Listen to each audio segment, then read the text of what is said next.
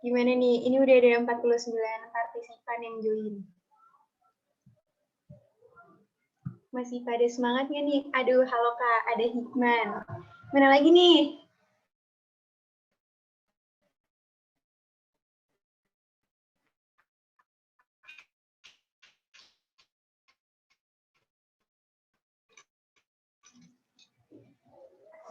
Halo kalian semua juga. Oke, aku mau kenalan dulu kali ya. Jadi ini pertama kalinya aku buka kelas sosiologi. Sebelumnya aku ada di kelas sejarah, kalau kalian pernah join. Jadi aku kenalan lagi ya. Perkenalkan, nama aku Miftah, aku dari Sosiologi UNJ 2020. Mungkin kalau kalian mau tanya-tanya, boleh banget. Dan di sini aku nggak sendirian, karena di sini aku collab sama Kak Salma. Halo Kak Salma.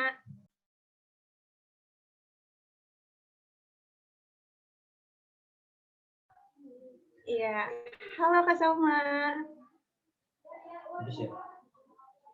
Kak Salma kayaknya belum on mic deh. Halo, sekarang suaraku udah masuk belum? Udah kedengeran banget. Halo teman-teman, gimana ya? Sebelumnya mungkin ada yang udah pernah tahu, karena aku udah pernah ngajar di kelas sebelumnya, di kelas sosiologi. Jadi kenalin lagi, namaku Adina Salma Azanela, aku biasa dipanggil Salma. Sekarang aku kuliah di Undip semester 2. Halo Kak Salma. Waduh, gimana Halo nih kalian? teman-teman. Kan kemarin udah pada UTBK tuh. Gimana UTBK-nya? Susah apa enggak? Terus Ya, gimana semangat sosiologi belajar sih enggak? terutama? Gimana menurut kalian? Dari 1 sampai 5 deh, seberapa susah? Jawab dong di kolom komen. Ayo, Ya, kita jawab rapat aja di dulu. kolom komen, jangan malu. Ada 51 orang nih di sini. Enggak, 49. 40-an dong, kan sama kita. Oh iya, benar banget. Oh, Sosiologinya agak ngejebak. 3, 4. Berapa lagi? 4,9, wih. 1. Berarti mudah banget ya sosiologinya? Udah lupa, Kak. Aduh. Oh, ada yang baru Oh, aku baru linjur. linjur. Oh, kemarin berarti saintek ya? Oke. Semoga besok hasilnya bagus ya, walaupun belum tahu, tapi kan tahu juga ya akhirnya gimana. Semoga bagus. Amin. Amin. Oke, jadi kita mau ngapain nih, Kak Salma? Mau ini, ngerjain soal utul UGM yang kode 944 tahun 2019. Oh ya, jadi ini tuh soalku waktu aku dulu ikut utul tahun 2019, dan soalnya kan boleh dibawa pulang tuh kalau sesrum, jadi masih kusimpan. Nah, tapi kalau oh ya, aku pernah baca juga di base yang ada yang nanya nih gini, apa soal utul UGM tuh ada yang itu nggak sih, apa sih namanya tuh yang gambar diputer-puter, apa namanya? Oh, kayak soal TPA gitu ya, Kak? Iya, yang kayak gambar di, ya pokoknya gambar diputer-puter itu ada, cuma itu emang nggak boleh dibawa pulang. Dan soal yang kayak namanya soal apa sih? Pokoknya gambar diputer-puter itu tuh kayak penalaran gitu tuh banyak banget, ada puluhan sih kayaknya. Bahkan di soalnya di depan sendiri udah ada disclaimer-nya kayak eh, kalau nggak selesai tuh nggak apa-apa gitu kan. Emang soalnya tuh banyak banget dan waktunya singkat. Nah, soal itu tuh yang nggak boleh dibawa pulang.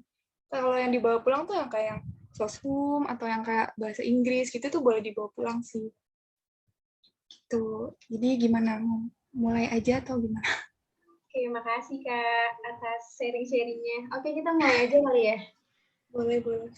Bentar, aku mau share screen dulu. Oke. Udah muncul belum di kalian?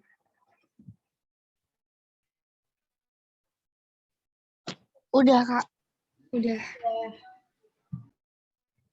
TPA, iya TPA, iya psikotes gitu, figural. Nah, bener nih figural. Sorry, aku lupa. Ih, kok ini langsung jawaban sih? Benar. Ih, demi apa sih nggak jalan? Hei, ini kemana? Bentar guys. Kok langsung nomor akhir? Nah, yang ini. Jauh banget, iya, sorry. Soalnya kalau share screen Zoom tuh ribet banget, ada iniannya, ketutupan gitu kan layarnya. Oke, jadi kalian udah tahu ya, tadi kita mau ngebahas sosiologi utul yang kode 944. Jadi nomor 1 sampai 5 aku, terus nanti dilanjutin sama Miftah.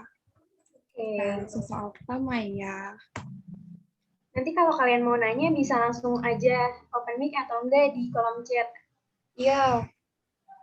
Nah nih, soal pertama. Kalian boleh jawab di kolom komentar ya. Aku bacain dulu soalnya. Salah satu tujuan sosialisasi adalah A. Memberikan keterampilan kepada seseorang untuk hidup bermasyarakat. Yang B. Memberikan keberanian kepada seseorang untuk bersikap individual. Yang C. Menghindari sikap seseorang bersosialisasi. Yang D. Menghindari terjadi konflik. Dan yang E. Mengurangi ketegangan di masyarakat. Iya, apa? Ini banyak banget yang jawab A nih. Kenapa ya, kalian jawab A nih? Coba. Apa nih jawabannya kira-kira? Ya, masih ada yang mau jawab lagi nggak? Kalau nggak, langsung dibahas. Kok nggak ada yang jawab B, C, D, E nih? Ya, kenapa kalian ngejawab A?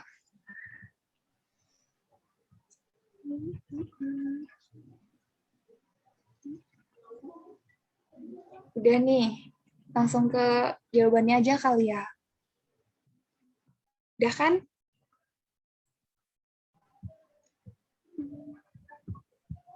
Oke, mungkin udah kali, Kak. Ya, nih. Tutupan, guys. Guys, jangan coret-coret ya. Jadi jawabannya tuh ya bener A. Jadi masih gampang ya kalau menurut kalian soal yang nomor 1 ini masih oke lah ya. Jadi jawabannya itu memberikan keterampilan kepada seseorang untuk hidup bermasyarakat. Nah, kan kayak kita tahu sendiri ya, tujuan sosialisasi itu kan membentuk kepribadian seseorang agar selaras dengan nilai dan norma umum yang berlaku di masyarakat. Selaras dengan nilai dan norma, artinya individu itu menyadari status sosialnya di masyarakat, sehingga dapat menjalankan peran sosialnya sebagaimana mestinya. Selain itu, dengan kepribadian yang selaras, individu itu dianggap akan mampu hidup bermasyarakat. Jelas nggak? Tahu ada yang ingin ditanyakan? Iya, nggak apa-apa pencet ya.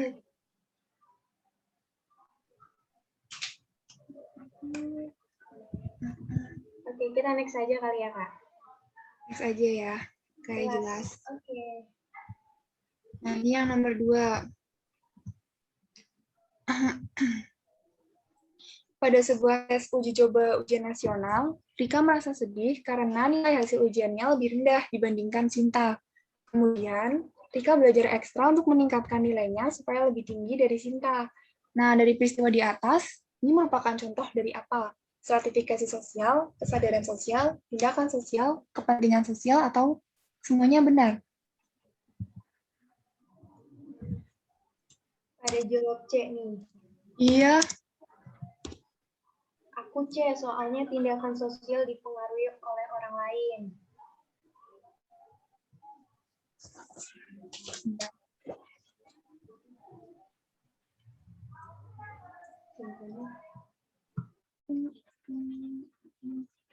Ini itu apa sih? Baik-baik.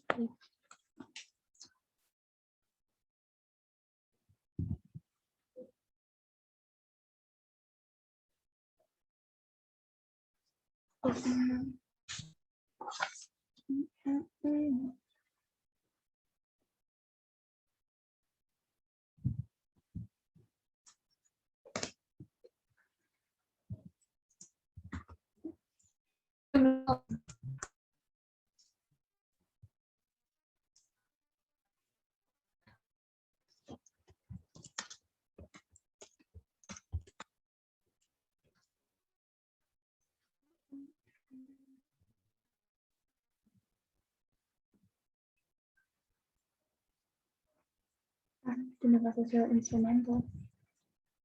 Oke, kita bahasnya langsung di sini aja kali ya. Jadi di sini kan pada sebuah tes uji ujian nasional, Rika merasa sedih karena nilai hasil ujiannya lebih rendah dibanding Sinta. Nah, berarti kayak gini, kemudian Rikanya langsung belajar ekstra dong. Nah, dari situ kan udah kelihatan jelas kalau misalkan Rika itu belajar ekstra, dia melakukan tindakan karena dia nggak mau dia pengen nilainya tuh lebih tinggi biar nggak kesaing atau biar lebih kelihatan sama orang-orang lain kayak gitu. Maaf ini soalnya belum dikirim ya. Kirim ke mana ya? Belum Mungkin dikirim. nanti PPT-nya bakal dikirim kali ya? Iya, dikirim. Ya. Jadi kalau yang ini tindakan sosial. Di Discord tuh ada. Ada yang mau nanya lagi nggak? Iya. Atau ada yang punya jawaban lain dari nomor? Iya, ada yang punya jawaban lain nggak? Selain C.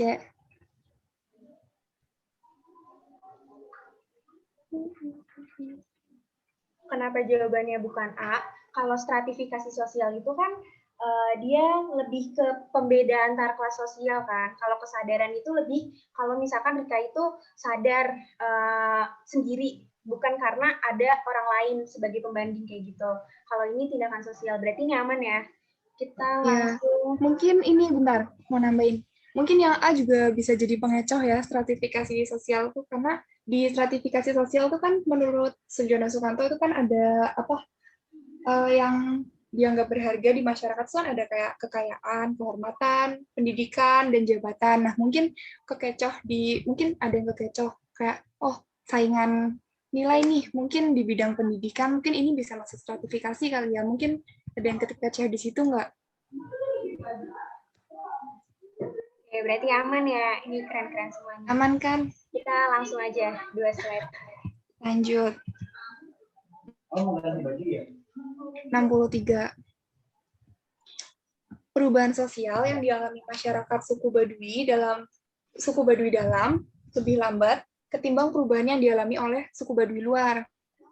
Alasannya karena A. Kebijakan pemerintah pusat, yang B. Kurangnya kontak dengan masyarakat lain, yang C. Perbedaan tingkat pertumbuhan penduduk, yang D. Faktor kenyamanan, dan yang E. Kondisi alam yang subur.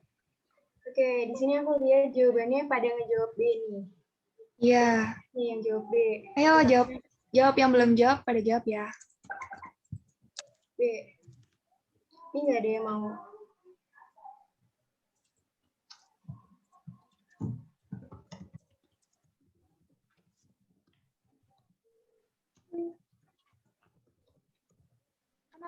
enam satu tadi 61. Oh, itu kayaknya ada kesalahan deh.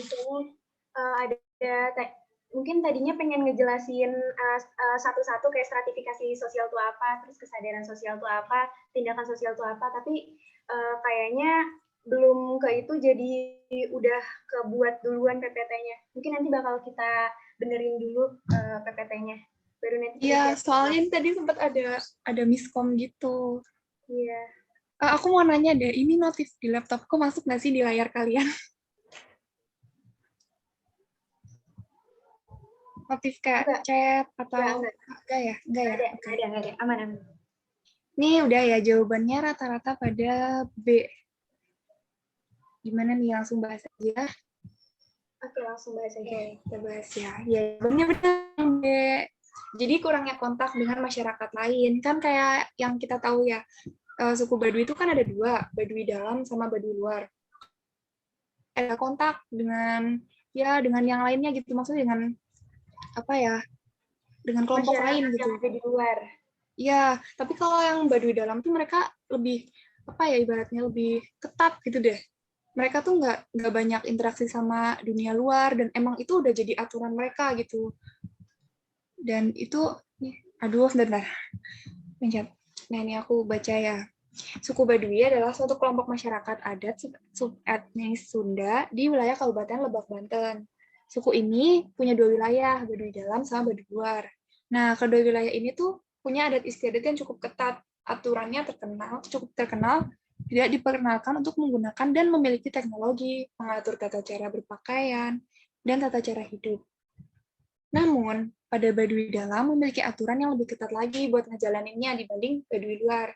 Terus seiring bertambahnya pengunjung wisata budaya di Baduy, membuat masyarakat Baduy semakin intensif berinteraksi dengan masyarakat luar.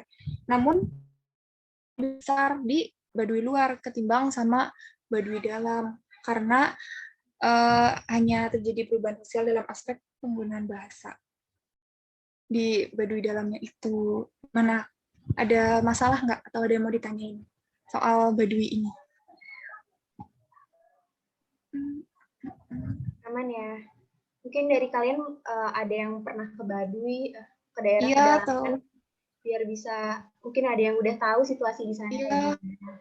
Kalau yang rumahnya deket-deket situ deh, jadi lebih tahu mungkin aslinya gimana. Iya, bisa tuh sharing-sharing sama kita. Iya. Oke, aman ya. Berarti kita next di pertanyaan yang selanjutnya ya. Oke, ya. Nomor 64.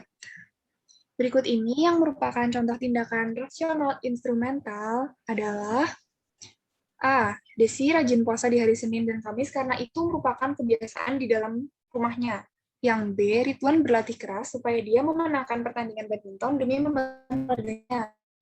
C. Dia menolak untuk berpartisipasi dalam perlombaan olahraga karena dia merasa tidak percaya diri. Yang D. Lala senang sekali mengikuti aktivitas naik gunung bersama teman-teman karena selalu membuat dia rileks. Dan yang E. Ria terseduh-seduh karena dituduh mencuri. Yo, jawabannya beda-beda nih, seru. Ada yang A, ada yang... Ayo, ada lagi nggak nih? Udah ada yang B sama A nih. Ayo. Yang CDE ada nggak?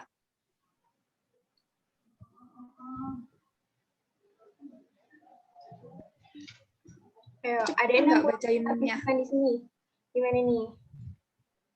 Kalau kecepatan bilang ya.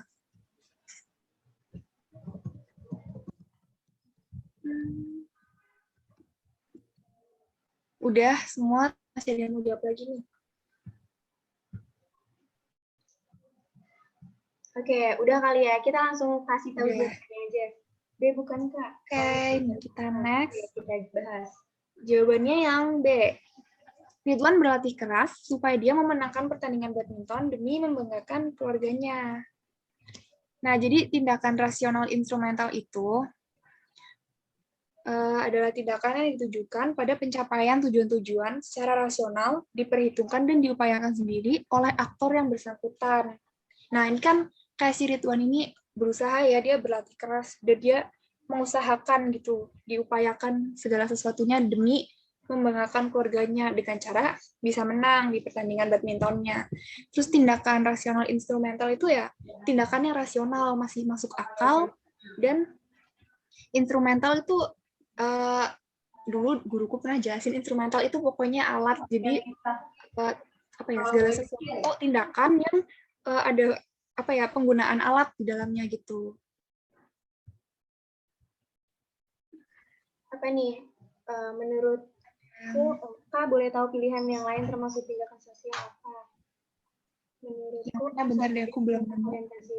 Coba kita balik lagi ke slide pertanyaannya. Ya, itu salsa, benar. Soalnya didasari akal, iya. Mau balik ke nomor berapa? Nomor yang sebelumnya, Kak. Yang tadi, yang soal ini. Ini. Bukan. Ini. No. Nah, yang bukan. Yang tadi, yang 64, benar. Oh, 64. Ini soalnya. Tadi siapa yang nanya nih? Kalau C disebut tindakan apa, Kak? Apa ada istilah lain nggak? C itu nilai. Jadi kan tindakan rasional itu kan banyak ya, ada rasional instrumental, rasional berorientasi nilai, gitu-gitu. Nah, aku punya pertanyaan tapi gimana? Kalau misalkan dia menolak untuk berpartisipasi dalam perlombaan olahraga karena dia merasa tidak percaya diri, itu nggak termasuk ke tindakan rasional instrumental. Karena tindakan rasional instrumental itu lebih mikirin akal sama rasio. Rasio itu kayak mempertimbangkan kalau misalkan dia punya tujuan A, cara yang bakal dia lakuin tuh gimana sih, kayak gini nih. Ridwan kan pengen menang lomba. Nah, makanya dia berlatih memenang dia supaya Ridwan berlatih keras kayak gitu. Nah, jadi kalau misalkan yang C itu dia nggak masuk ke rasional instrumental karena dia tidak ada effortnya untuk untuk memenangkan perlombaan itu. Jadi dia kayak nggak ada tujuannya gitu. Ini ada yang bilang iya katanya aktif dan berdasarkan. Aku tuh punya catatannya tapi lupa di mana. Di mana ya? Terus apa lagi deh?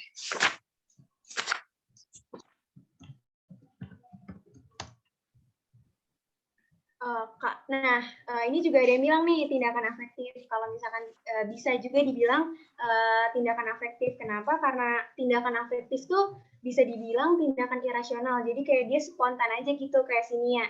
Nia kan dia menolak berpartisipasi perlombaan olahraga karena dia ngerasa dia nggak percaya diri nih. Kayaknya kalau gue ikut bakalan kalah nih kayak gitu kan. Nah itu kan masuk ke spontan kan. Jadi tindakan ini didorong oleh perasaan dan emosinya si Nia nih tanpa perhitungan yang matang. Padahal kalau misalkan dia mikir dulu, mungkin aja sebenarnya dia bisa nih menang perlombaan olahraga kayak gitu. Jadi kalau yang C itu lebih ke tindakan afektif. Ya benar nih kata GP dan CC Saragi. Keren kalian. Kalau misalkan yang A itu lebih ke tindakan tradisional kalau menurut aku ya, karena Desi rajin puasa di hari Senin dan Kamis karena itu merupakan kebiasaan di dalam rumahnya. Nah kalau misalkan kebiasaan itu kan dilakukan bisa dibilang kayak turun-temurun gitu loh. Iya, maksudnya orientasi nilai gitu kayak apa sih ada kalau misalkan kalian apa sih namanya ngelakuin hal tersebut tuh kayak ada achievement-nya mungkin.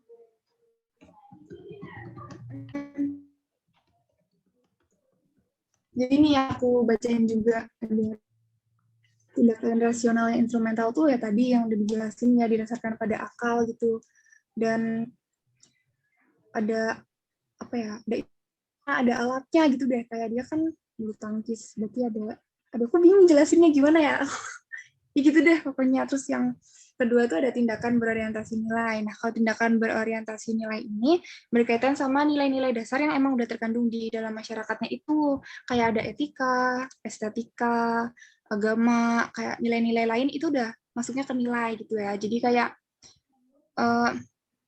misal ada anak lagi main bulu tangkis nih sore-sore, terus tiba-tiba azan asyar, terus dia berhenti nih mainnya, mereka ibadah dulu. Nah, ini tuh termasuk tindakan yang berorientasi nilai. Gitu. Ini apa ya? Tindakannya tuh didorong sama nilai agama gitu. Kayak yang udah kalian percaya. Sebenarnya lebih ke nilai yang ada di masyarakat setempat. Kalau misalkan masyarakatnya agamis, mereka bakalan ikutan tuh jadi masyarakat yang agamis juga. Kalau misalkan masyarakatnya lebih kayak misalkan yang masyarakat kerja kayak gitu, nah mereka juga ikutan jadi masyarakat yang kerja juga. Terus ada lagi tindakan afektif. Jadi ngikutin alur dari masyarakat. Ya, bener banget. Tindakan afektif ini tuh dorongan dari perasaan atau dari emosi. Jadi gimana ya? Kayak misal ada anak dihukum, terus dia nangis. Nah, ini tuh contoh dari tindakan afektif. Terus yang keempat ada tindakan tradisional. Ini tuh didasarkan sama kebiasaan yang mudah mendarah daging, kayak ada hubungannya sama adat istiadat gitu nggak sih? Kayak di daerah kalian misal udah dipercayai kayak gini, berarti kalian pasti bakal ngikutin sama aturan itu gitu. Itu tindakan tradisional gitu.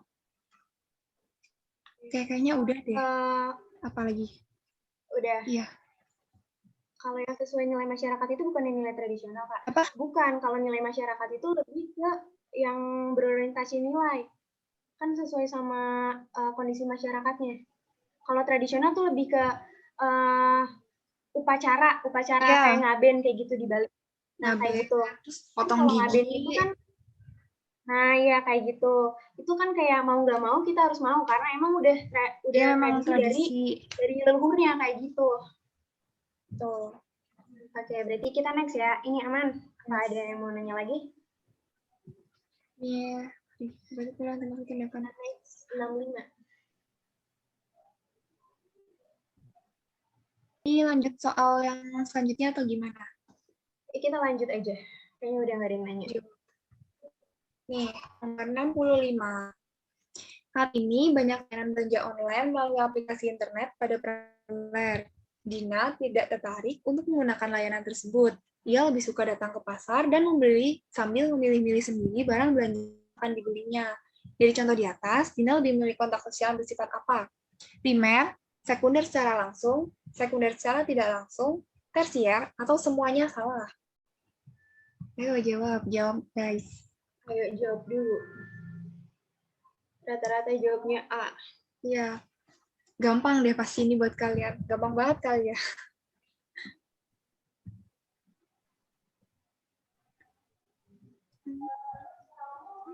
Primer. Oke, langsung aja kita jawab kali. Langsung aja ya. Yeay, benar. Jawabannya yang A. Primer. Karena kontak sosial primer adalah kontak sosial yang terjadi secara langsung. Nah, aku mau kasih jelasin dikit deh. Ini kan ada primer ya, udah jelas. Kalau primer tuh berarti orangnya tuh emang ketemuan secara langsung, tatap muka gitu. Tanpa ada perantara. Nah, kalau yang sekunder itu dibagi jadi dua, ada sekunder langsung dan sekunder tidak langsung. Kalau sekunder secara langsung, itu contohnya,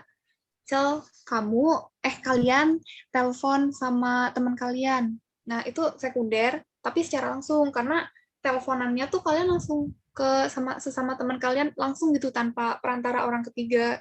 Itu sekunder secara langsung. Kita yang nerima, walaupun melalui perantara.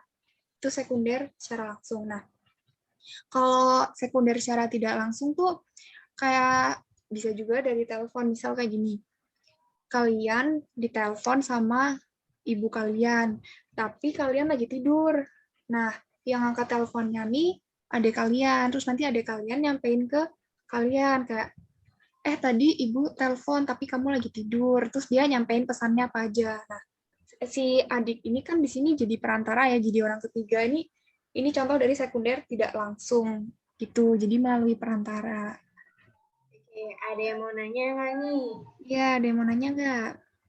Berarti udah jelas ya, kalau primer itu langsung, kalau sekunder itu melalui perantara. Okay. Perantaranya tuh bisa orang atau alat tuh kayak telepon atau surat gitu. Paham ya? Nanti kita lanjut. Nih, sekarang dilanjutin sama Miftah. Oke, salah satu upaya mengembangkan diri dan mempengaruhi orang lain dalam interaksi sosial ialah melalui imitasi. Pernyataan berikut yang merupakan fungsi dari imitasi adalah, ayo. Ya, apa salah satu upaya?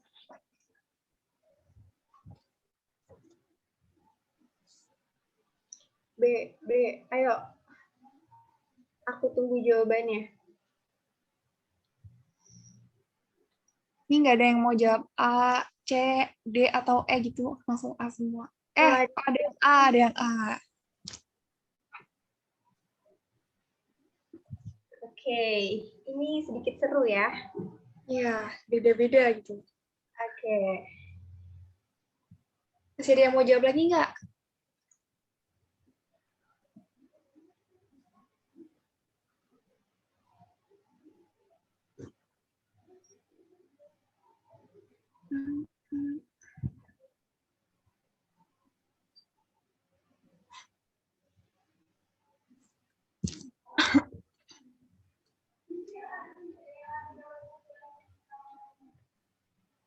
Oke, kita langsung aja kali ya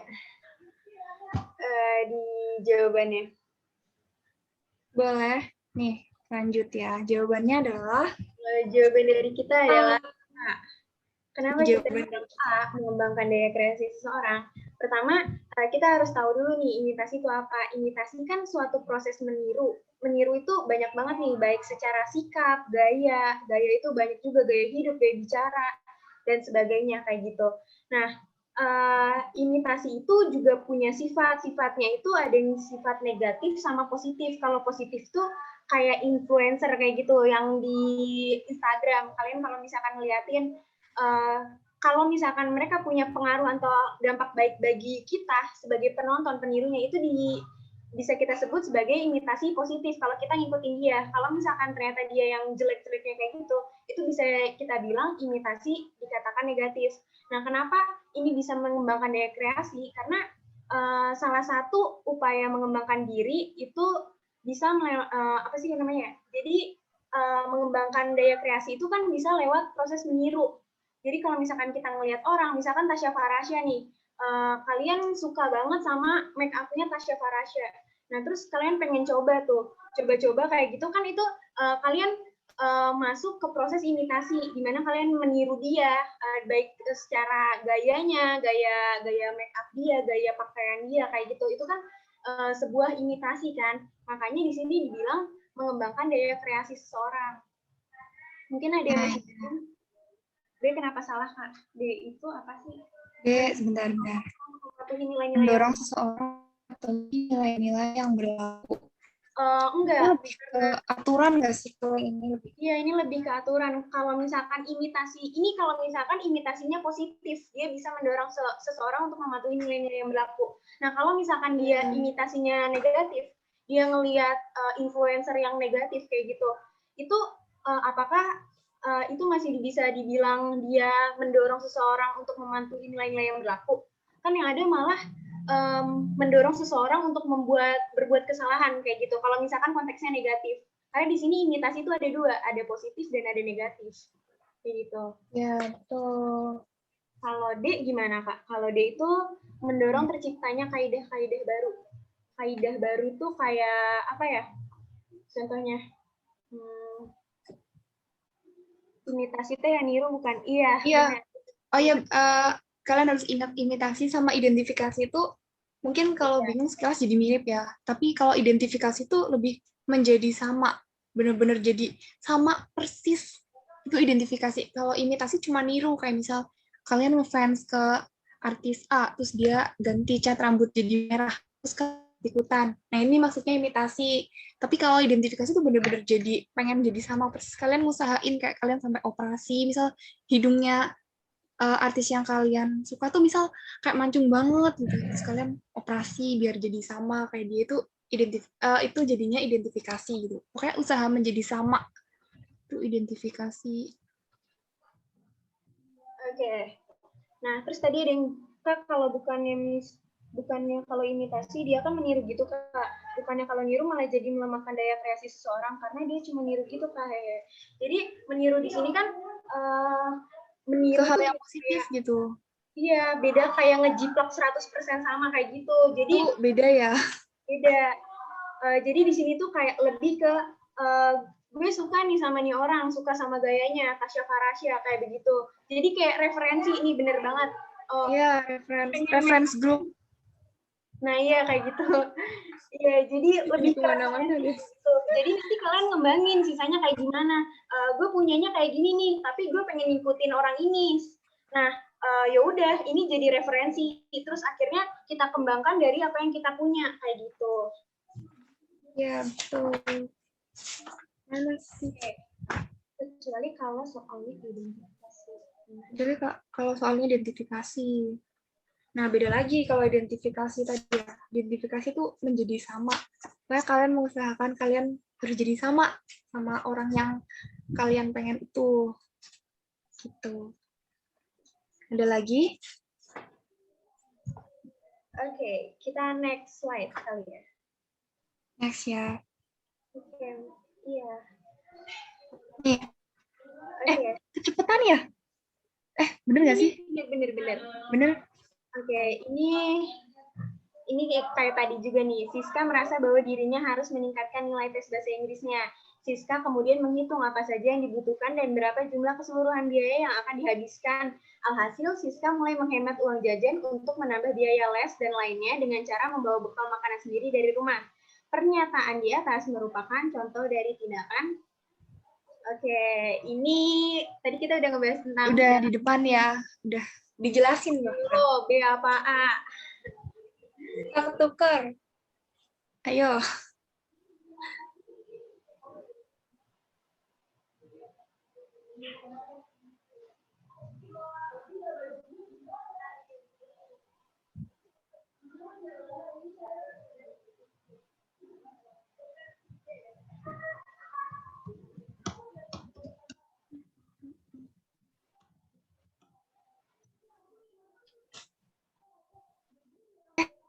Cem. Tadi nomor berapa sih? Nomor 67 ya? 7.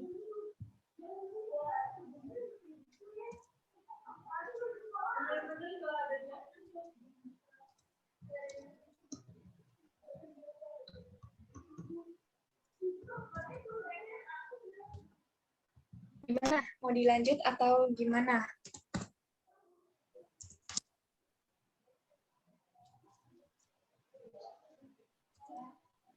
Oke, kita lanjut. Lanjut aja ya. Tadi udah kelihatan ya jawabannya. Kalau di sini kita jawabnya B, rasional. Jadi tindakan sosial kan tindakan yang mempengaruhi atau dipengaruhi oleh orang lain.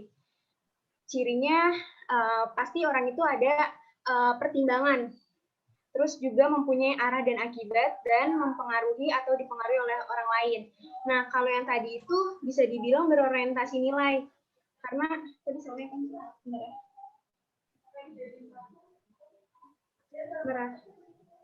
dia merasa harus meningkatkan nilai.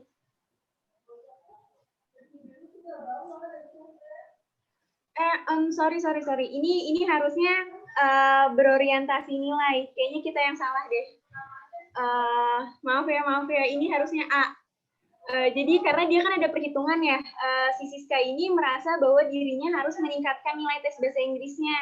Nah, kalau misalkan rasional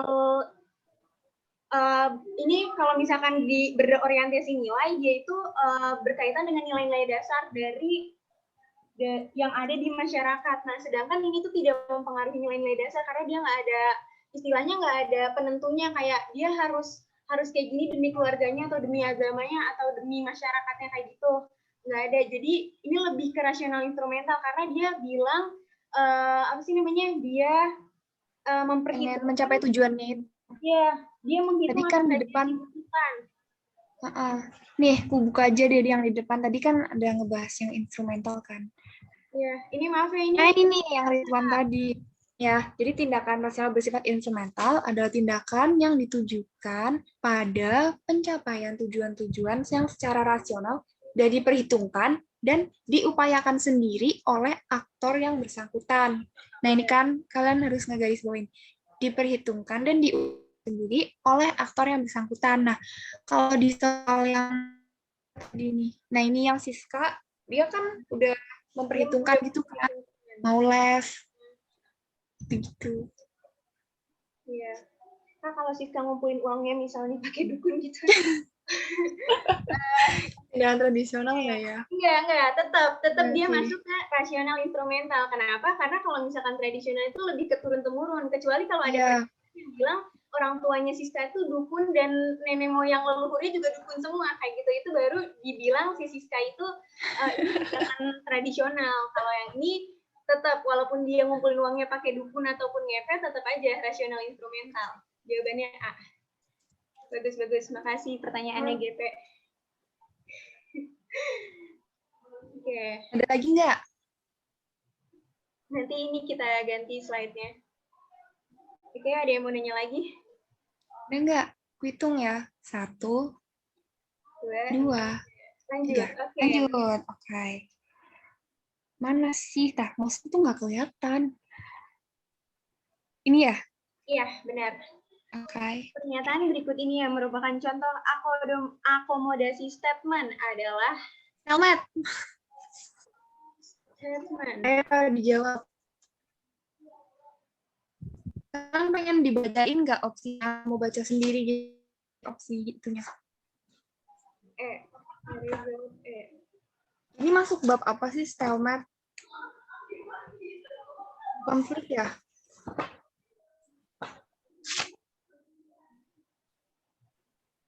Ini masuk ke apa ya? Ini masih interaksi sosial. Benar, mana ya?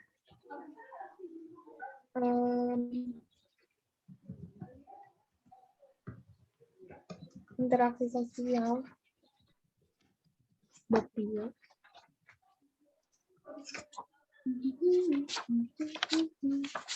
Ada, iya, konflik itu ada di dalam interaksi sosial.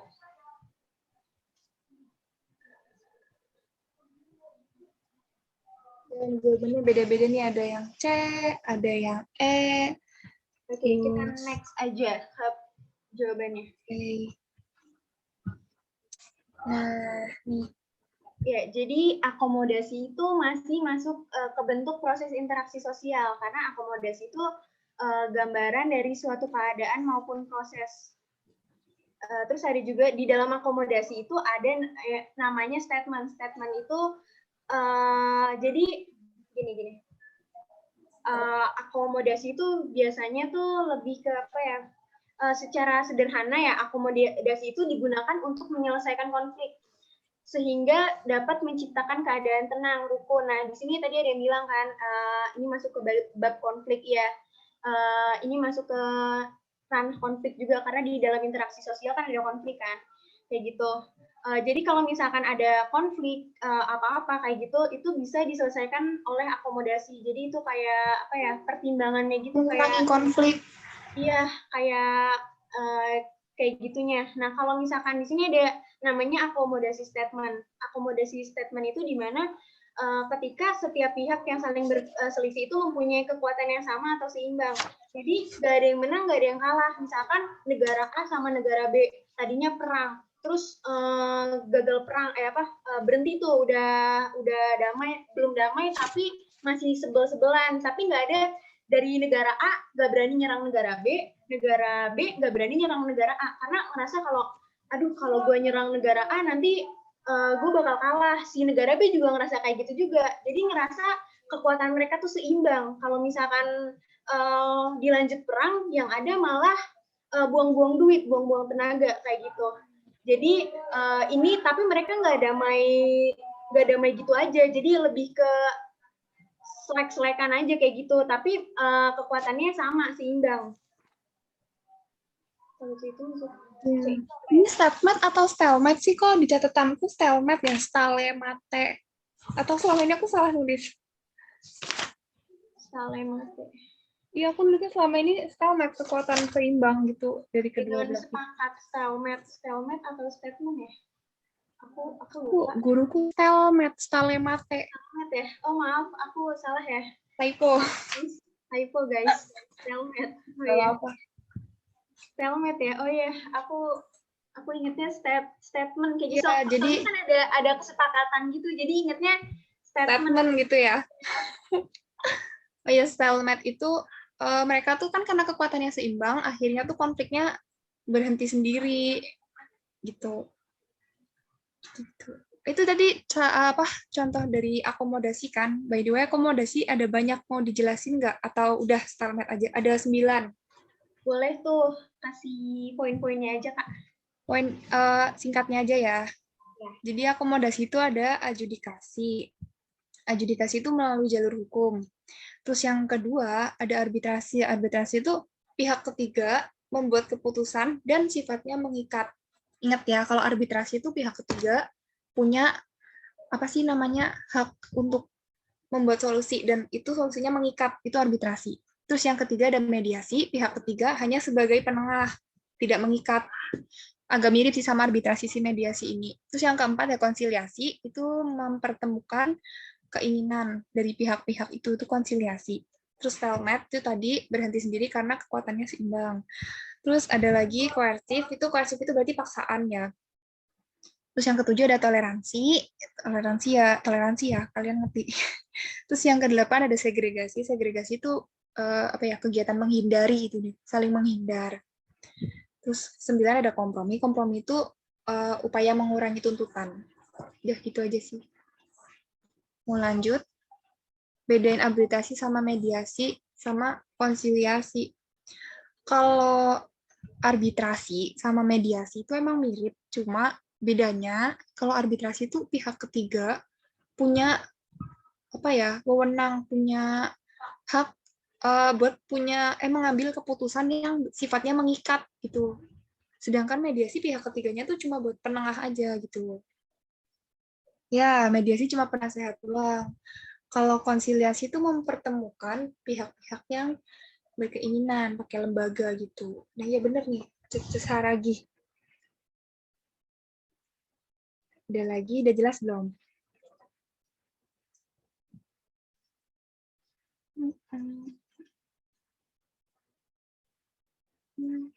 Kalau A apa, Kak? A yang di mana? Yang aku bacain atau A di soal tadi?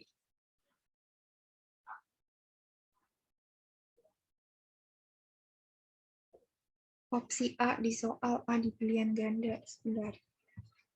A, kedua pihak yang berkonflik dipisahkan melalui pendekatan militer. Apaan? Kok militer? Melalui pendekatan militer. Bisa koersif kalau emang itu secara pemaksaan sih.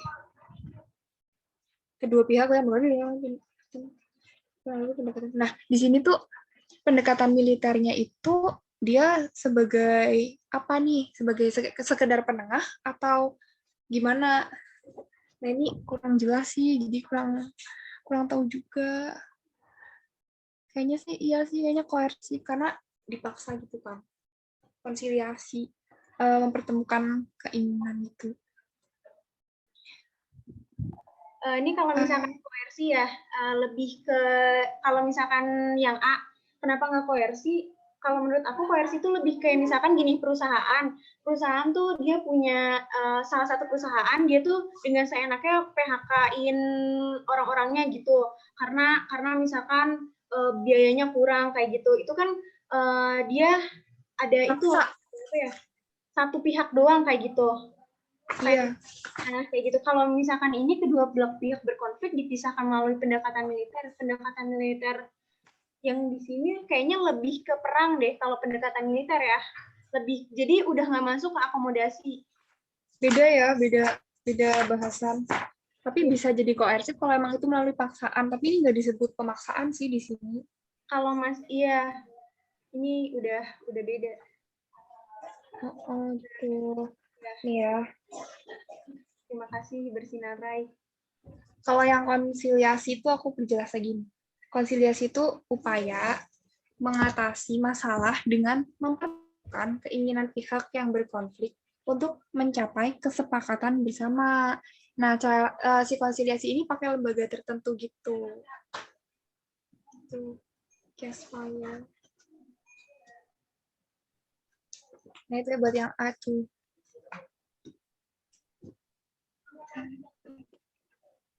Iya, gencatan senjata.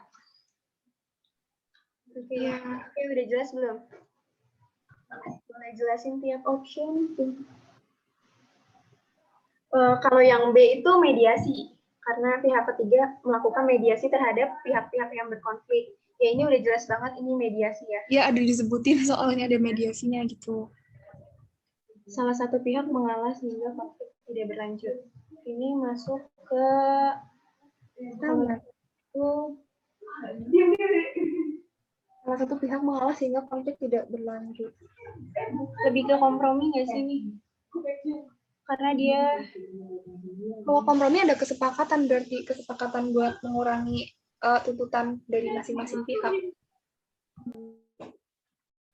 Kalau itu, menurutku kalau yang pihak mengalah sehingga konflik tidak berlanjut itu bisa juga minority consent. Jadi minority consent itu kan minoritasnya kalah, jadi mereka ya udah terima-terima aja gitu, sepakat aja sama keputusannya itu. Menurutku sih itu minority consent. Itu tadi yang C. Terus kalau yang D itu arbitrase bisa nggak sih?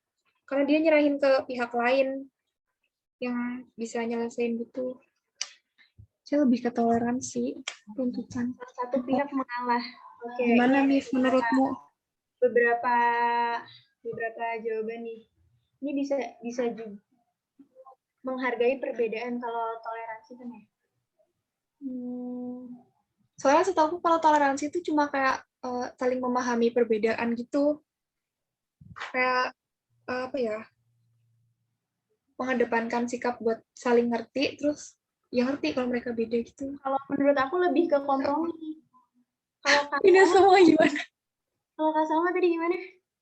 Kalau yang aku minority consent, karena minority consent itu dari pihak yang kalah atau minoritas, mereka tuh terima aja sama dari pihak mayoritas. Jadi kayak menerima keputusan, terus jadi sepakat aja gitu demi kegiatan bersama. Oh, ini nih ada tambahan nih. Ada eliminasi. Eliminasi di mana salah satu pihak yang berkonflik mengundurkan diri. Iya, bisa juga sih. Soalnya kalau eliminasi itu langsung mundur gitu. Jadi kayak ya kayaknya ini eliminasi deh. Soalnya eliminasi tuh langsung kayak mundur gitu. Satu pihak kayak ya udahlah gitu.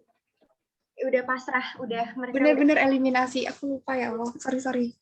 Iya, kalian kalau misalkan pengen on mic bisa banget guys, tenang aja. Iya, on mic aja. Nggak gigit. Biar kita juga langsung dengar gitu, biar nggak ke-skip juga nih.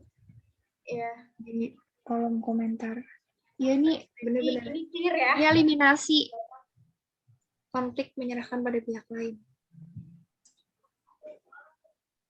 Terus yang apa nih? Kedua belah pihak sama-sama merasa jenuh. Nah, sepakat ini buat damai. Yang tadi udah aku jelasin. Oke, berarti kita udah clear ya di nomor 6. Udah jelas? Mereka jenuh, mereka bosan. Jadi mereka putus deh. Oke, lanjut ya. Nih, 69. Pernyataan berikut yang merupakan contoh penyelesaian konflik tidak melalui koersi adalah, ayo jawab. Yang tidak melalui koersi. Ayo, koersi itu apa?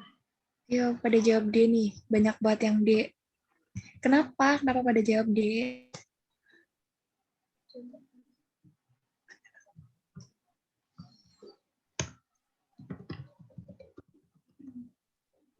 Ayo, apa? Ada yang D, ada yang E, ada yang B. Ada yang E juga nih.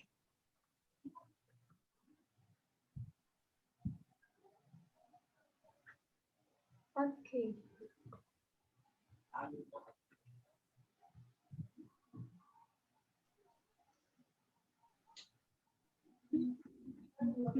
Oke, kita sebelum banyak yang Ya, D atau E. Ada yang B juga nih.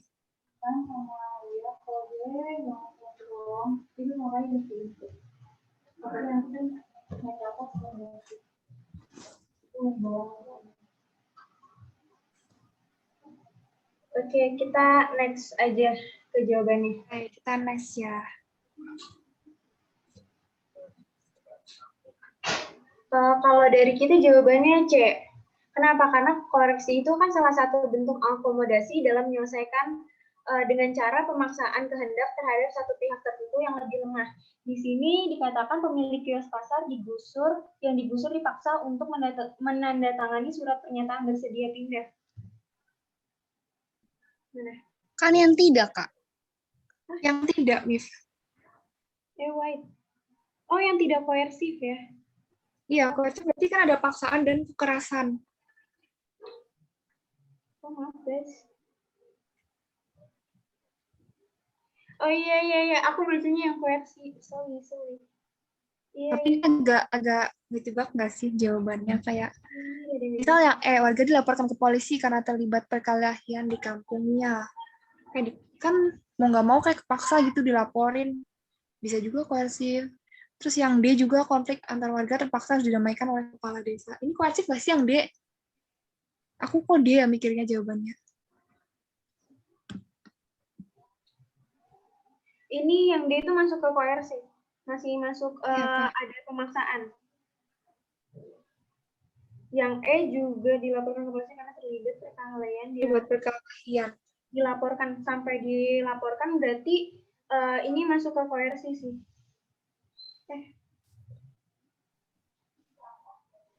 Kalau yang B jelas ya, jelas koersif.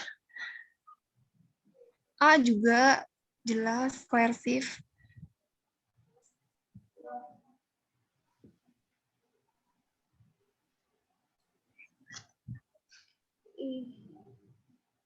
Iya, dia juga koersif karena terpaksa didamaikan. Mungkin yang E ya yang kecuali. Iya, nggak ada unsur paksanya. Iya, maaf. Iya, karena kayak nyari jalan tengah aja gitu. Iya, di sini kita kurang teliti. warga dilaporkan ke polisi karena terlibat perkelahian di kampungnya. Kalau misalkan yang A itu masuk ke koersi karena dia masih ada paksaannya, polisi menangkap kelompok-kelompok yang akan terlibat kerusuhan. Itu masih ada unsur paksaannya. Apalagi kayak lagi di OTT gitu nggak sih? itu sangat-sangat dipaksa banget. Iya, kayak mau nggak mau ya tangkap aja. Terus Rana, Iya. Kak, tapi kan dilaporkan itu sifatnya bukan memaksa pelakunya. Iya. Aku salah di sini. Jadi di sini yang E itu harusnya nggak memaksa karena warga dilaporkan ke polisi karena terlibat perkelahian di kampungnya. Jadi nggak ada unsur paksa. Iya, benar banget. Jadi yang E. Gimana? Lanjut? Ini mau nambahin lagi nih. Iya, lebih masuk. Iya. Yang E. Kan cuma dilaporkan aja, nggak ada kekerasannya atau gimana. Lanjut. 70. Oke, 70. Pernyataan berikut ini merupakan contoh integrasi fungsional adalah integrasi fungsional.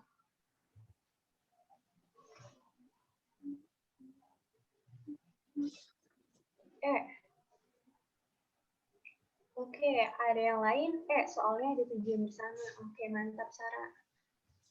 Ayo, integrasi fungsional. Pak.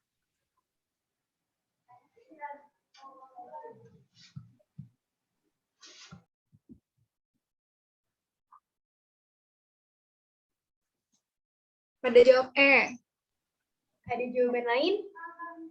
Kak, Oke. Oke, kita langsung aja nih. Ke jawaban nomor 70.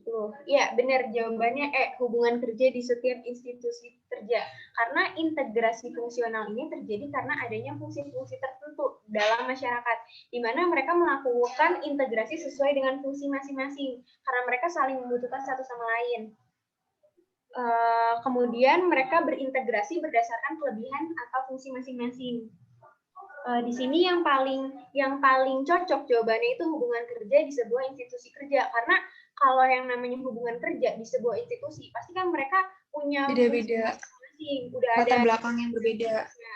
Yang ini HRD tugasnya ngapain kayak gitu, udah ada fungsinya masing-masing, gimana mereka saling satu sama lain. Kan nggak mungkin HRD kerja sendirian kayak gitu, terus nggak mungkin supervisor kerjanya sendirian kayak gitu, nggak punya karyawan kan, nanti kasihan dia capek. Nah, makanya di sini dibilang integrasi fungsional karena ada rasa fungsi masing-masing. Ya, mereka saling membutuhkan juga satu sama lain. Ya, aku mau nambahin nih. Jadi integrasi sosial tuh ada 3. Yang pertama normatif, terus yang kedua tuh fungsional, yang ketiga integrasi koersif. Aku jelasin satu-satu ya. Jadi integrasi normatif itu integrasi yang terjadi akibat adanya norma yang berlaku di masyarakat. Dari judulnya aja udah jelas ya, integrasi normatif. Berarti itu norma. Contohnya ya kayak masyarakat Indonesia dipersatukan oleh semboyan Bhinneka Tunggal Ika. Nah, ini termasuk integrasi normatif. Terus contoh yang kedua, barusan integrasi fungsional. Itu integrasi yang terbentuk sebagai akibat adanya fungsi-fungsi tertentu dalam masyarakat. Contohnya kayak Indonesia kan terdiri dari berbagai suku ya, ada dari mereka tuh mengintegrasikan dirinya dengan melihat fungsi masing-masing. Misal suku Bugis melaut, Jawa pertanian, Minang pandai berdagang, gitu-gitu. Jadi kayak ada fungsi masing-masing. Itu integrasi fungsional. Terus yang ketiga ada integrasi koersif. Integrasi koersif ini terbentuk berdasarkan kekuasaan yang dimiliki penguasa atau dari pemimpinnya.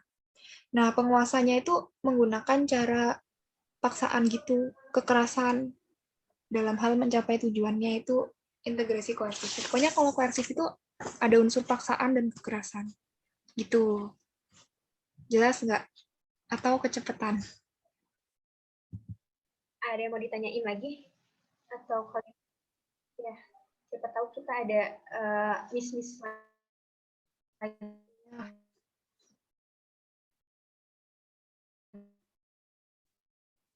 Jelas nih, lanjut.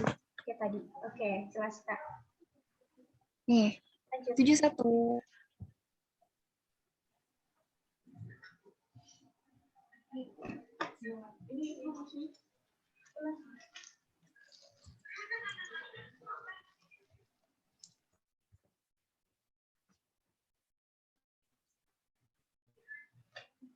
Oh ini, kalian masih ingat nggak cara jawabnya? Jadi ada semakin kaya seseorang, maka akan semakin tinggi status sosialnya. Sebab seseorang guru meskipun tidak kaya, tetapi sangat dihormati di lingkungan sosialnya. Kak, soalnya nggak berhubungan. Ada jawaban selain B? B juga. Oke. Bebek. Gimana? Ada jawaban lain? Berhubungan nggak sih pakai kata tetapi gitu? Oke, jadi jawabannya B atau A nih? Yo, ada masih jawab lagi nggak? Kalau nggak, kita next. Langsung ke jawabannya. Kita next aja kali ya, kita klarifikasi. Ya. Jadi jawabannya adalah B. Karena semakin kaya seseorang, maka akan semakin tinggi status sosialnya. Dan ini benar-benar terjadi adanya. Karena status sosial itu naik karena kekayaan. Dimana orang misalkan yang biasa-biasa aja, yang tinggalnya misalkan di pemukiman kumuh kayak begitu, terus ada di mall kayak gitu, kan banyak tuh ada yang suka bilang kalau misalkan kita kecil kayak gitu nggak dilayanin, karena pandangan orang tuh pasti mikir, ya dia kucel kayak gitu, status sosialnya pasti rendah, dia nggak bakalan mampu untuk beli produk-produk yang misalkan harganya mahal-mahal kayak gitu. Jadi benar kalau misalkan dikatakan status sosial itu naik karena kekayaan. Nah, yang kedua, seseorang guru meskipun tidak kaya tetapi sangat dihormati di lingkungan. Ini benar banget karena guru itu merupakan pahlawan tanpa tanda jasa ya. Jadi iya, ini mereka itu benar. Jadi mereka itu sangat dihormati. Apa sih namanya? Kalau punya status sosial tinggi, terus dia kaya, dia bakal dihormatin. Dan ketika orang yang punya pendidikan yang tinggi, mereka juga bakal dihormatin. Cuman antara status sosial naik karena kekayaan dan profesi guru, walaupun tidak kaya tetapi dihormatin, ini mereka tidak berhubungan. Iya. Aku mau nambahin yang opsi atas. Soalnya tadi apa? Semakin kaya seseorang, maka semakin tinggi status sosialnya. Kalau yang di Bali itu kan ada stratifikasinya, ada yang campuran gitu kan. Jadi misal dia kaya raya, tapi dia dari kasta sudra. Dia akan tetap sudra walaupun dia kaya raya gitu. Ini masuk ke ini nggak sih? Termasuk ke ini? Masuk ke apa? Status sosial. Aku bingung deh mau bilang, tapi gimana nyampeinnya gitu bingung. Iya, karena kalau nggak salah dulu ada, mungkin ada yang bisa jelasin apa sih namanya. Jadi kalau yang masuk ke Kasalma itu di Bali itu ada stratifikasi sosial juga, stratifikasi sosial. Ya gitu itu deh.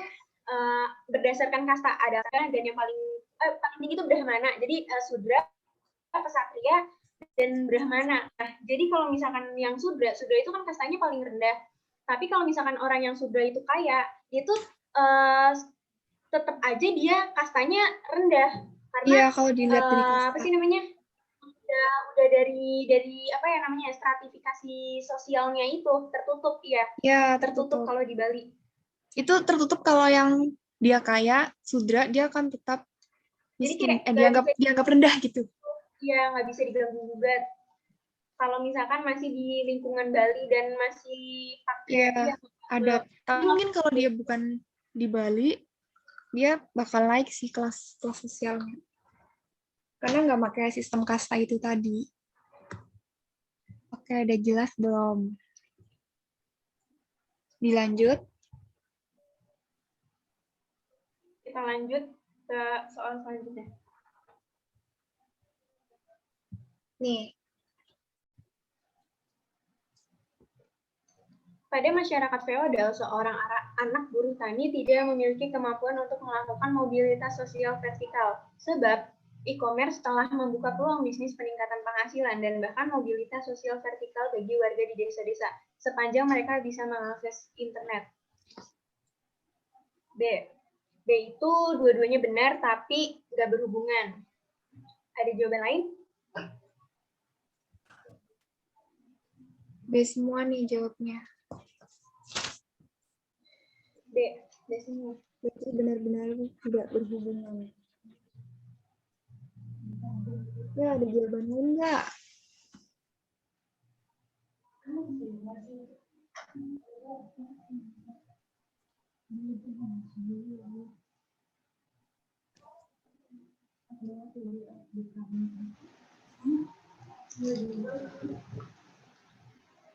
Lanjut.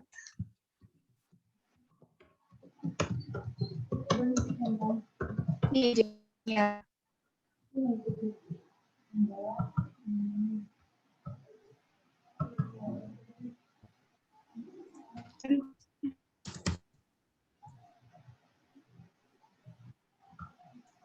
Oke, di sini kita jawabnya D. Pada masyarakat feodal, seorang anak buruh tani tidak memiliki kemampuan untuk melakukan mobilitas sosial vertikal.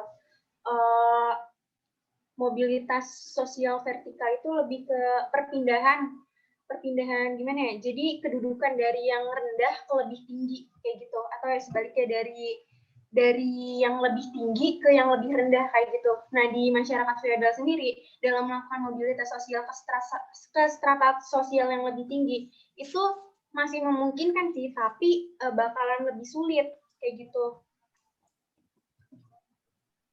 Terus untuk pernyataan yang kedua, e-commerce telah membuka peluang bisnis, peningkatan penghasilan, dan bahkan mobilitas sosial vertikal bagi warga-warga desa sepanjang mereka bisa mengakses internet. Ini benar banget. Kalau misalkan mereka bisa mengakses internet, maka mereka bisa dengan bebas belanja sepuasnya, kayak misalkan di e-commerce, atau dia pengen bisnis apa kayak gitu, bibit cabe kayak gitu dari desa pakai e-commerce, itu bisa banget kayak gitu. Jadi yang statement kedua itu benar. Ya, aku mau nambahin nih soal stratifikasi yang feodal. Mungkin kalian udah tahu juga sih. Jadi sistem stratifikasi sosial yang feodal itu, masyarakatnya itu ditandai dengan berkuasanya golongan aristokrat. Kalian ngerti kan golongan aristokrat itu kayak bangsawan gitu-gitu. Nah, bangsawan yang menduduki lapisan sosial tertinggi dan rakyatnya tuh di lapisan bawah. Nah, ciri-ciri stratifikasi sosial yang feodal itu yang pertama, keanggotaannya berdasarkan keturunan. Terus yang kedua, pelapisannya tertutup, pelapisan sosialnya tertutup dan juga terbatas. Terus yang ketiga, ada pola hubungan antar kelompok yang diskriminatif. Terus yang keempat, ada pola ketergantungan dan patrimonialistik. Udah, gitu aja sih. Jadi masyarakat feodal itu susah banget nih ditembus. Kalau misalkan kalian anak buruh tani kan dia stratifikasi sosialnya di paling bawah banget kan kalau misalkan pada masyarakat feodal. Nah, kalau misalkan pengen mobilitas sosial vertikal dari bawah ke atas, itu bakalan susah banget karena saingannya sama bangsawan, dimana bangsawan aja udah yang paling tinggi, itu udah istilahnya udah gimana ya, dia nggak ngapa-ngapain aja besok udah kaya kayak gitu, karena bakal dapat warisan, dapat tanah, dapat turunan gitu. kayak gitu, dapat pendidikan yang layak kayak begitu. Jadi bakal susah banget untuk masyarakat feodal melakukan mobilitas sosial vertikal. Di sini banyak yang jawab B, mungkin kayak masih mungkin terkecoh di masyarakat feodalnya kali ya. Mungkin gitu deh. Karena mau nanya nggak? By the way itu petani ya. Wah. Berarti kalau di masyarakat feodal itu sebenarnya masih bisa naik status sosialnya. Gimana ya? Feodal itu kan udah turun-temurun kayak di lingkungan kesultanan, kerajaan. Misal apa tuh? Di Jogja apa sih namanya? Apa ya? Hierarkinya sih.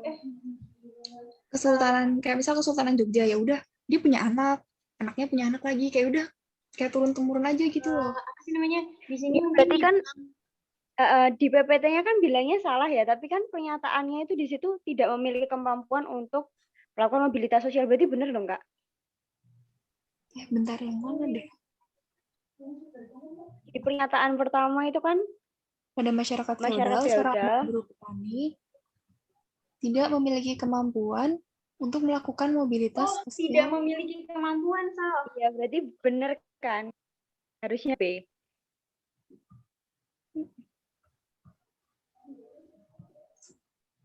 Secara vertikal. Iya, benar. ih, menurutku ya, kalau pada masyarakat feodal, seorang anak buruh tani tidak memiliki kemampuan untuk melakukan mobilitas sosial vertikal. Menurutku Ini bener. Ini kayaknya kita salah bener. baca deh. Bener nggak sih? Iya, ini Bisanya bener. dia Harusnya ini bener. horizontal. Karena statementnya benar, iya. Iya. Kita di sini salah baca lagi. Kayaknya kata Benar. baca, jadi kita lebih fokus di masyarakat feodalnya, di mana mereka itu gak bisa melakukan stratifikasi sosial secara vertikal kayak gitu kan. Makanya di sini kita jawabnya salah. Jadi kita tidak melihat kata tidak di sini. Terima kasih. Tadi siapa yang bilang? Iya, makasih koreksinya ya guys. Tadi siapa yang bilang? Makasih banget ya yang koreksi. Iya, jadi seperti yang udah kita jelasin tadi, tapi yang penjelasan dari kita tadi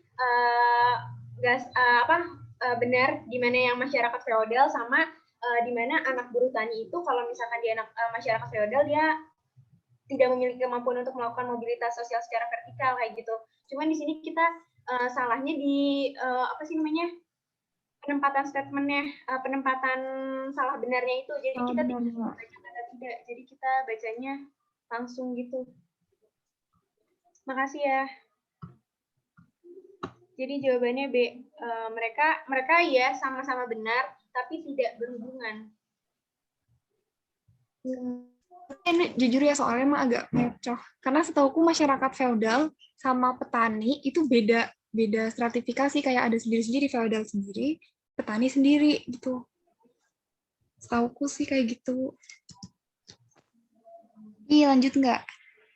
Atau ada yang mau nambahin dulu? Atau langsung kita lanjut? Lanjut ya. Lanjut. Masih banyak nih.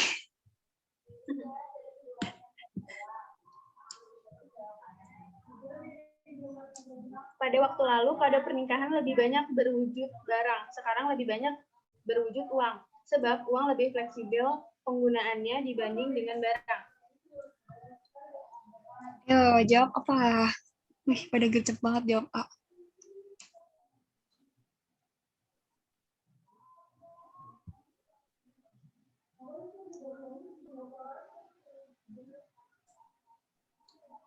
Banyak banget yang A nih. Oke, kita lanjut.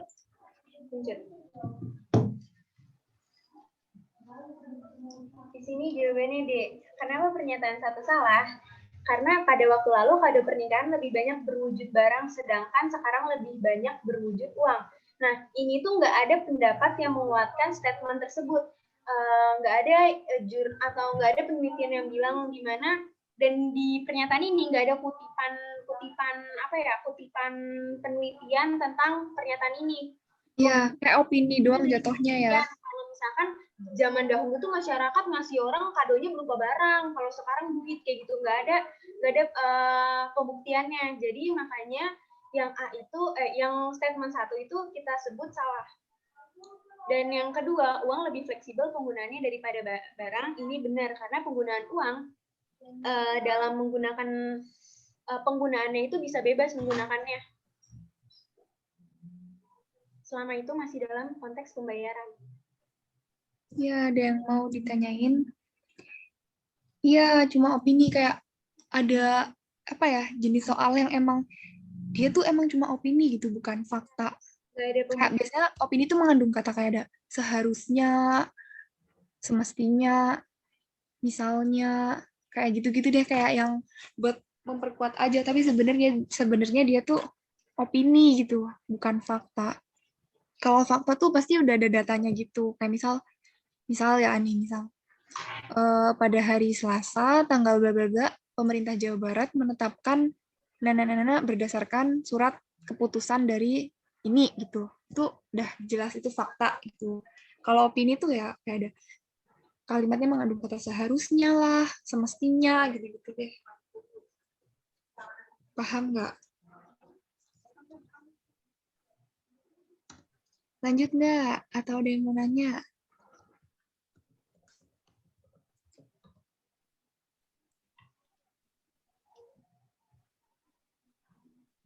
Tapi kan lebih banyak, Kak. Iya, emang. Karena gimana ya, opini tuh gimana ya? Jadi mungkin aja itu bisa aja pendapatnya dari satu orang. Kalau misalkan pada atau mungkin kan dibilang tapi kan lebih banyak Kak kalau misalkan uang kayak gitu. Di sini pernyataannya pada waktu lalu kado pernikahan lebih banyak berwujud barang. Tapi kan nggak ada bukti nih tahun berapa gitu, tahun berapa waktu lalu itu tahun berapa. 1 detik yang lalu kan juga waktu lalu kayak gitu berwujud barang. Jadi kayak masih bener-bener opini banget. Ya, terus aku mau jawab nih dari GPK, walaupun dilihat dari realitianya tetap salah ya, Kak. Dulu aku pernah diajarin sama guruku, kalau ngerjain soal tuh jangan berdasarkan apa yang dialami di kehidupannya kita, karena itu tuh belum tentu sesuai gitu sama apa yang dimau sama soal. Jadi sebisa mungkin kita nurut sama yang ada di soal itu gitu. Gitu GP. Ya, subjektif. Nah, ini kan si Salsa juga bilang, di desa banyakkan kado. Iya, kayak ini tuh intinya cuma opini gitu. Emang agak susah sih ngebedain soal kayak gini. Nah iya, di sini kan udah jelas banget nih dibilang, ada yang bilang di desa lebih banyak kado. Nah, ada juga yang bilang di kota banyakan uang kayak gitu. Jadi yang bener yang mana nih? Banyakan kado apa banyakan uang pada waktu dulu kayak gitu. Nah, ya Kan ini subjektif benar-benar kan opini jadinya. opini banget kan. Jangan-jangan ini opini orang yang di desa Iya, satu atau enggak ternyata ini opini orang yang di kota kayak gitu. Bukan bukan pernyataan secara menyeluruh. Iya, ini yang ini deh. ya jawabannya salah benar. Jadi yang D. Lanjut.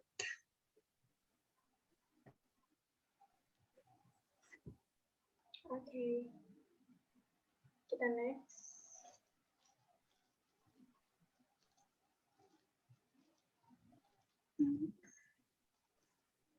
Pada tanggal 1 Mei ditetapkan sebagai Hari Buruh. Para buruh berdemonstrasi menuntut dinaikannya upah minimum regional atau UMR.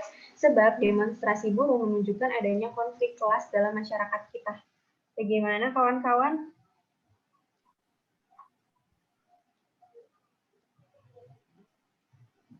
A apa B? Ayo, A apa B?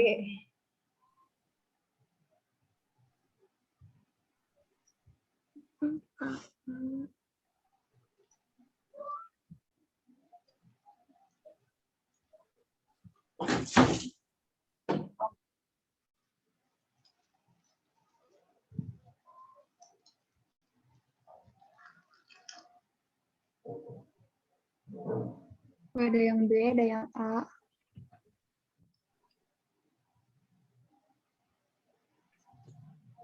Ya, ada lagi nggak yang mau jawab?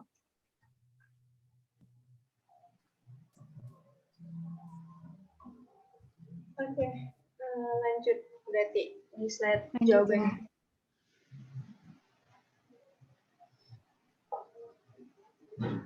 Ya, jawabannya A. Kenapa jawabannya A?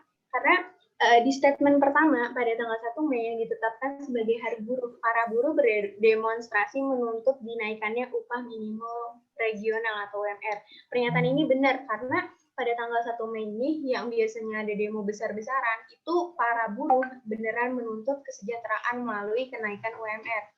Jadi yang nomor 1 tuh A. Ini benar. Statement kedua, demonstrasi buruh menunjukkan adanya konflik kelas dalam masyarakat kita. Ini juga benar, karena penyelewengan kekuasaan para petinggi, mereka tidak menginginkan kesejahteraan kelas. Nah, di sini udah jelas banget menunjukkan kelas dalam masyarakat kita, di mana yang atas tidak melihat yang ke bawah gitu loh. Dan ini berhubungan. Iya, benar. Kalau UMR masih dituntut, berarti masih banyak kelas sosial. Karena kalau misalkan mereka nggak nuntut kayak alasan dari adanya demo buruh itu ya Kak? Iya. Ya, ngedukung alasan dari yang di atas. Gimana? Lanjut, atau ada lagi?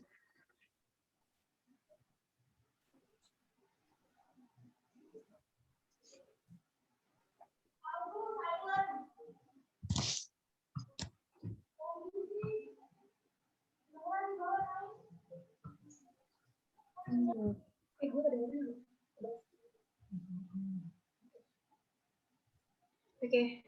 pertanyaan nomor 75. Di dalam masyarakat kapitalistik, kelas sosial ditentukan oleh kepemilikan material, sebab semakin tinggi tingkat pendidikan, maka secara optimis kepemilikan material akan meningkat. Jawabannya?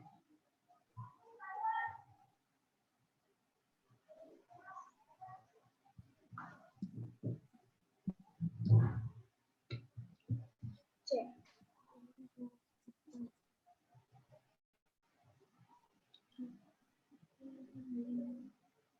Oke, ada jawaban lain selain C? 74 tadi apa ya jawabannya? 74. 74 itu A.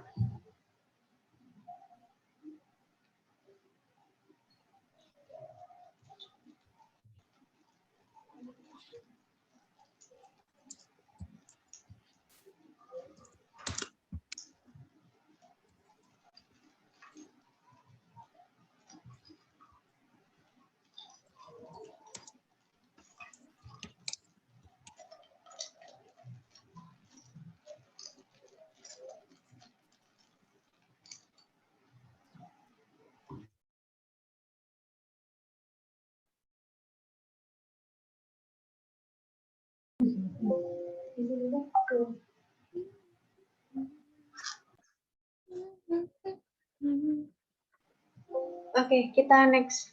Next ya. Jawabannya benar salah. C. Pernyataan 1 benar, pernyataan 2 salah. Kenapa pernyataan 1 benar? Karena di dalam masyarakat kapitalistik, kelas sosial ditentukan oleh kepemilikan material. Jadi, masyarakat kapitalistik itu adalah masyarakat yang meyakini bahwa kepemilikan modal pada seseorang ataupun sekelompok dapat menunjukkan kesejahteraan manusia. Jadi, kayak yang tadi kita bahas, kalau misalkan kita kaya, maka kelas sosial bakal naik kayak gitu. Nah, ini juga sama dengan memiliki material, kelas sosial kita akan tinggi. Itu tuh masyarakat kapitalistik banget. Dan statement yang kedua, semakin tinggi tingkat pendidikan, maka secara otomatis kepemilikan material akan meningkat. Ini salah. Karena tingkat pendidikan tinggi nggak selalu menjamin kalau seseorang itu punya material. Bisa jadi kayak emang dia berorientasi penuh pada pendidikan, tapi dia pekerjaannya gitu-gitu aja kayak gitu. Jadi dia mementingkan pendidikannya dia kalau punya duit ya buat pendidikannya kayak gitu. Banyak juga kok kayak misalkan yang lulusan S1, S2 kayak gitu, dia masih belum punya pekerjaan kayak gitu. Jadi makanya di sini dibilang kalau semakin tinggi tingkat pendidikan, belum tentu kalau misalkan dia punya material yang banyak kayak gitu. Ya, benar. Ada yang mau nanya nggak?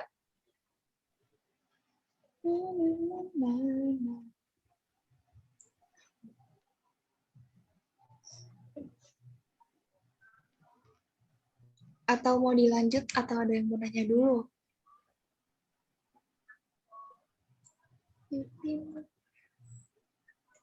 Paham? Ayo lanjut. Ini bagianku ya, Miss? Atau ini mau masih? Iya, 76. Aku. Aduh, bentar-bentar. Ih, nutupin.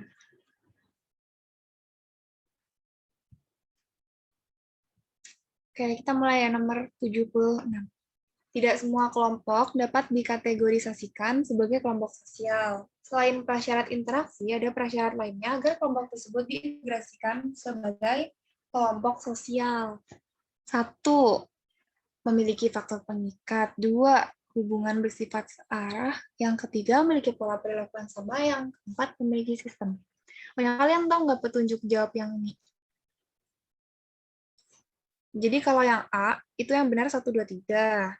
Terus kalau B 1, 3, C itu 2, 4. Terus kalau E itu semuanya benar.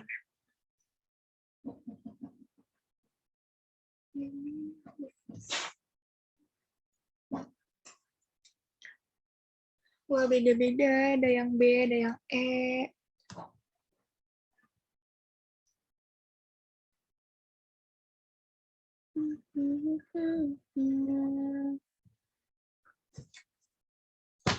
Apa sih kelompok sosial?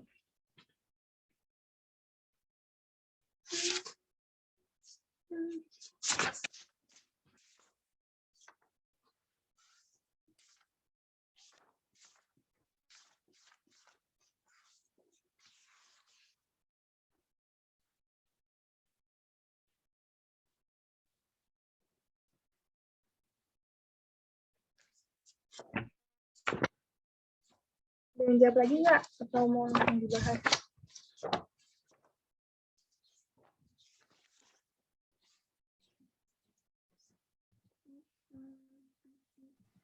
Gimana? Aku ngikut. Nah, sistem ngikut ngasih. Kayak lanjut ya, langsung dijawab. Jawabannya tuh dan dalam kelompok sosial ada hubungan timbal balik antara anggota yang satu dengan lain. Ada satu faktor yang dimiliki bersama sehingga hubungan mereka bertambah erat, berstruktur, berkaidah, dan punya pola perilaku bersistem dan berproses. Nah, soalnya tuh tadi Kak Salma, ini ada yang bilang, ini kan 1 dan 3, 1 dan 3 bukannya B. Kayaknya ini kita typo deh. Iya salah. Typo, maaf ya. Iya maaf ya, maksudku tuh, ya intinya 1 dan 3 ya, 1 dan 3 itu B. Aku kok nulis S sih. Ya, kita typo. Maksudku yang, ya maaf ya, typo. Ini harusnya jawabannya B. Iya B. Karena ciri-ciri kelompok sosial itu bersistem dan berproses. Iya, kelompok sosial itu bersistem dan berproses. Soalnya nih, 1 dan 3 memiliki faktor pengikat, memiliki pola perilaku yang sama. Iya mau gimana ya? Kan kalau kita mau jawab yang 4, itu kan mau nggak mau harus ada poin 2-nya. 4 itu kan pasangannya 2 dan 4. Kalau nggak ya benar semua, kalau nggak cuma 4 aja. Nah, yang 4 itu benar, memiliki sistem. Tapi kalau mau dijawab 2 dan 4, 2-nya itu nggak benar, karena aku balikin soalnya. Itu ke slide sebelumnya, slide pertanyaan. Ya nih, sorry. Jadi yang poin 2 itu salah, karena kelompok sosial tuh hubungannya nggak bersifat searah. Kalau bersifat searah itu ya nggak jadi, harus 2 arah. Itu sih nomor 2 sebenarnya yang bikin salah. Kenapa nggak 4 aja memiliki sistem? Karena kelompok sosial juga memiliki faktor pengikat dan punya pola perilaku yang sama. Ya, aku bacain ciri-ciri umum kelompok sosial. Ini ya. Merupakan kesatuan yang nyata dapat dibedakan dengan kelompok lainnya. Yang kedua, masing-masing anggotanya mempunyai status dan peran tertentu dalam struktur sosialnya. Yang ketiga, punya nilai dan norma yang dijadikan pedoman. Yang keempat, memiliki tujuan dan kepentingan yang sama. Yang kelima, ada interaksi dan komunikasi. Syaratnya itu ada kesadaran sebagian dari kelompok, punya kepentingan dan tujuan yang sama, terus ada interaksi yang kontinu dan berkelanjutan, berstruktur dan berkaidah, bersistem dan berproses.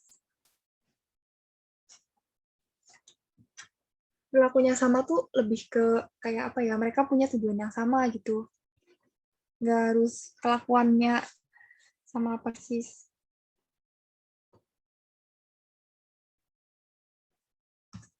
Gitu.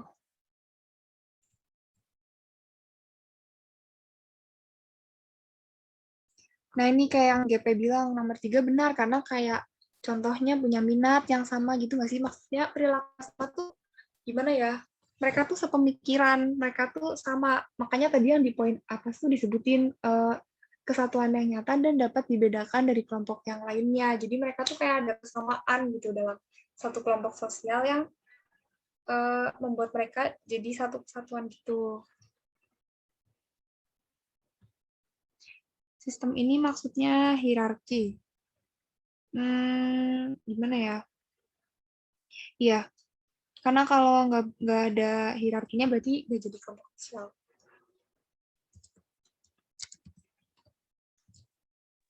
Halo Kak, Ya, kok aku mikirnya kayak gini ya, yang poin 3 memiliki pola yang sama, pola itu aku masih bingung di situ sih, pola perilaku yang sama artinya karena aku masih ke secara harfiahnya gitu, perilaku yang sama berarti misalnya aku tergabung dalam satu kelompok sama kakak, terus berarti perilaku aku harus sama kayak kakak, kan enggak gitu ya.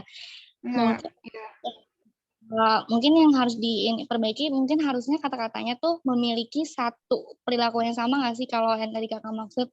Jadi lebih ke misalnya kita punya sama-sama mindset ini atau sama-sama ini makanya dibuat kelompok gitu. Jadi cuma satu nggak mempunyai, kalau pola kan kayak pattern gitu ya, kayak apa sih? Kayak Ya, pola pattern. jadi Ya, kalau aku ikut dia sih lebih keempat memiliki sistem, soalnya yang tiga aku masih nggak ngerti dan belum paham. oh gitu. Kalau aku tuh ya, aku mikirnya 3 memiliki pola perilaku yang sama karena mereka diidentifikasikan dalam satu kelompok sosial. Nah, apalagi kan di sini disebutinnya tuh di kelompok dikategorikan sebagai kelompok sosial dan diintegrasikan. Berarti terintegrasi, berarti mereka sama gitu aku mikirnya. Nah, ini tadi boleh bantu jawab nggak? ya boleh.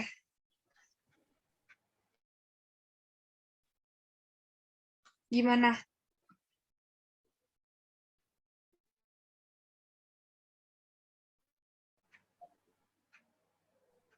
Gimana? Ayo open mic aja atau diketik nggak apa-apa. Boleh bantu jawab nggak, Kak? Boleh. Suaraku nggak masuk. Yang nomor 3 itu menurut saya benar karena kan di kelompok sosial itu ada Geminskef sama Gesellskef ya. Men dan Gisel. Ada Geminskef by blood, by mind, dan lain sebagainya gitu. Ya. Menurut saya pola perilaku yang sama itu dia tuh seperti minat yang sama gitu nggak sih? Contohnya kan ada Geminskef by mind gitu, jadi dia tuh punya kayak hobi yang sama gitu loh, Kak. Itu sih menurut saya. Makasih, Kak. Ya, makasih juga. Nah ya, bener juga sih menurutku juga nyambung ke yang itu, Gemenskaf by Mind. Gimana deh tadi yang, ya 4 juga bener sih.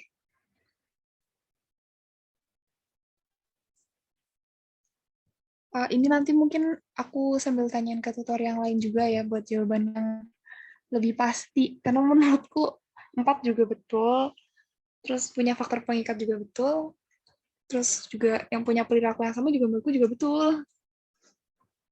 Kita lanjut aja ya. Bentar.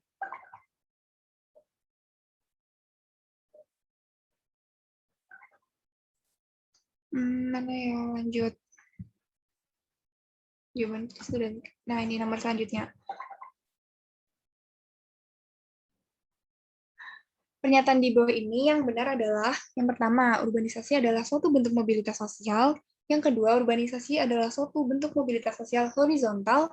Yang ketiga, urbanisasi bukan suatu bentuk mobilitas sosial vertikal. Dan yang keempat, urbanisasi tidak berkaitan dengan mobilitas sosial.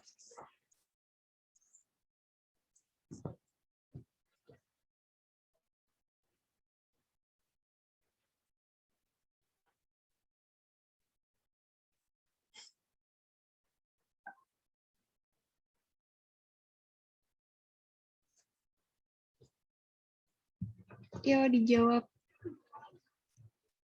Jawab 39.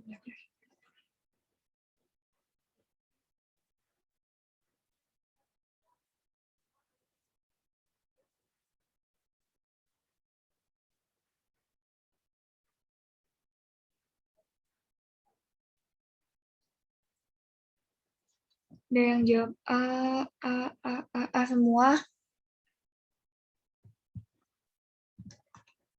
Ada yang masih mau jawab lagi nggak? Atau langsung dilanjut aja?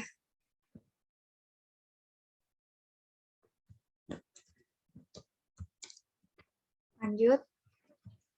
Hai. Jawabannya 1 dan... kok aku jawab 1 dan 3?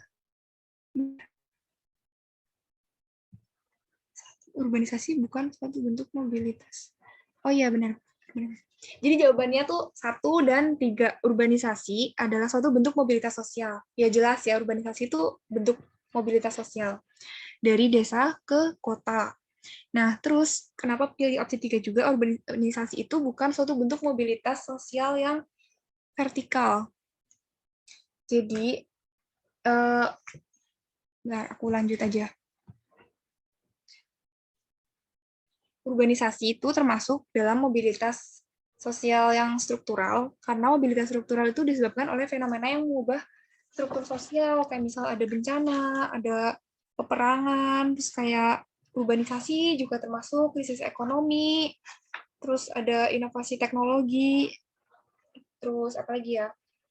Ya pokoknya yang segala sesuatu yang mengubah struktur sosial itu masuknya ke urbanisasi struktural, bukan vertikal atau horizontal gitu. Kalau mobilitas horizontal itu yang kayak sederajat perpindahannya, kayak misal ada apa ya? Misal di tempat kalian ada pedagang buah yang ganti profesi jadi pedagang sayur, kan masih masih horizontal gitu kan, dari pedagang buah pedagang sayur. Terus ada lagi mobilitas horizontal. Horizontal tuh lapisannya, tadi horizontal udah ya. Sekarang mobilitas lateral. Lateral tuh geografis. Geografis tuh dari satu wilayah ke wilayah lain. Itu deh, perpindahan satu sosial akibat berpindah wilayah dari satu kayak migrasi gitu deh. Kalau kalau lateral itu termasuk ke migrasi. Kenapa dua enggak, Kak? Dua itu urbanisasi adalah mobilitas, bukan, karena kan udah ada kayak pengelompokannya masing-masing ya, mobilitas sosial, horizontal, struktural, vertikal gitu. Nah, urbanisasi ini masuknya ke struktural, bukan horizontal. Kalau horizontal itu tadi ya yang pedagang buah jadi pedagang sayur gitu. Itu guys. Kalau yang mobilitas lateral atau geografis itu ya berpindah wilayah dari cuma kayak ya udah pindah aja. Tapi kalau urbanisasi itu lebih jelas dari desa ke kota gitu. Gimana? Lanjut atau gimana? Ada lagi?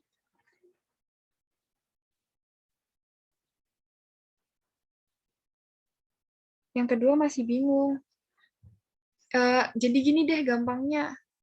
Urbanisasi itu masuknya intinya dia bentuk mobilitas sosial yang struktural, bukan horizontal. Jadi kan mobilitas sosial itu kan ada berapa ya? Ada vertikal, horizontal, struktural, dan juga lateral atau geografis. Terus ada juga mobilitas antar generasi dan intragenerasi gitu-gitu. Nah, kalau urbanisasi di sini tuh kasusnya dia tuh struktural, bukan horizontal. Beda beda apa ya? Beda pengelompokan gitu deh. Paham nggak? Intinya dia bukan bukan horizontal, tapi struktural.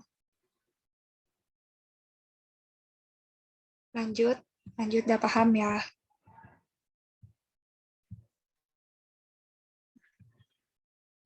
Kelompok sosial merupakan bagian penting dalam dinamika masyarakat, khususnya karena aktivitas masyarakat terjadi di dalamnya.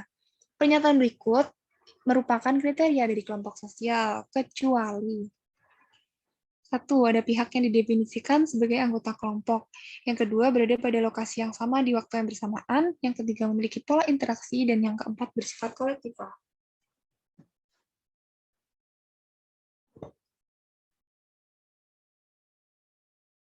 Ya, dijawab aja langsung.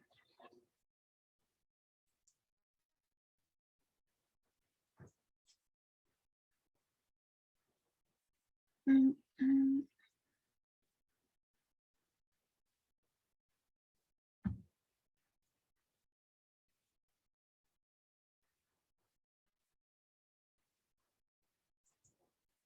C, C, C, terus lagi nih. D, ya apa?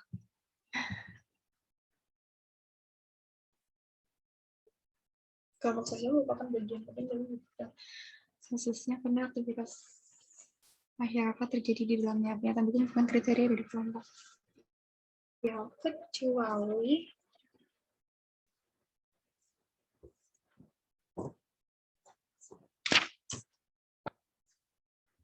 ada yang mau jawab lagi nggak?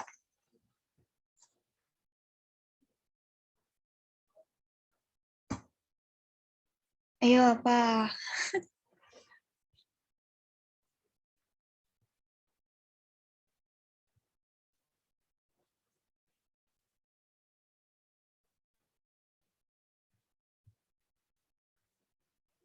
Lanjut nih, aku jawab ya. Jadi menurutku tuh yang keempat. Jadi yang aktif. Ini soalnya bentar aku buka.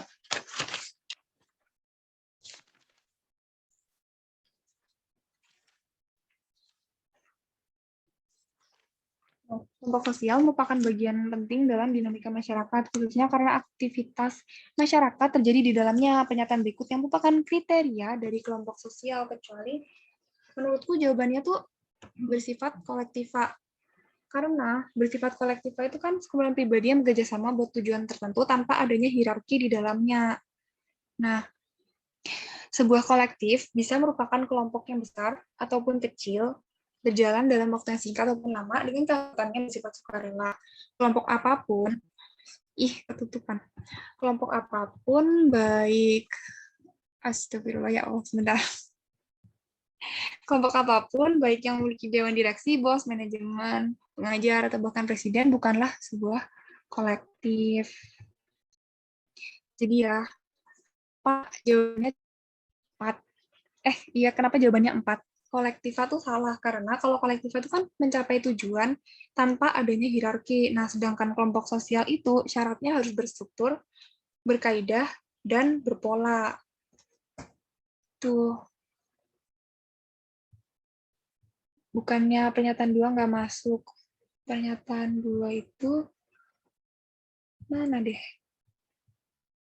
Berada pada lokasi yang sama di waktu yang bersamaan. Nah, tadi tuh aku sebenarnya masih ngediskusin ini sama tutor yang lain juga, dan buat sementara kita masih jawabannya bersifat kolektiva dulu sih, karena itu yang kayak paling nggak masuk ke kriteria gitu. Kalau apa ya, yang berada pada lokasi yang sama di waktu yang bersamaan kan karena di sini disebut penting dalam dinamika masyarakat, aktivitas masyarakat terjadi di dalamnya. Jadi kayak masyarakat gitu loh. Mereka tuh gimana ya, setempat gitu. Kalau menurutku bukan tempat secara literal. Kak, izin jawab. Iya, iya.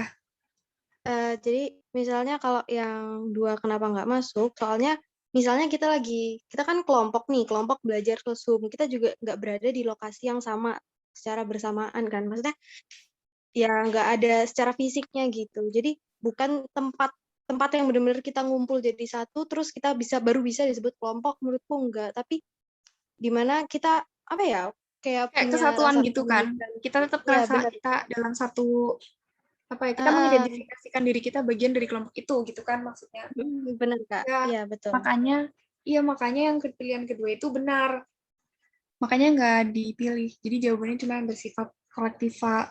Itu sih tadi, sementara sama tutor yang lain sih ngasih jawabannya juga yang bersifat kolektiva aja.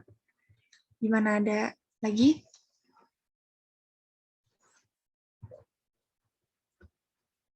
Atau dilanjut? Karena waktunya udah lebih. Lanjut ya.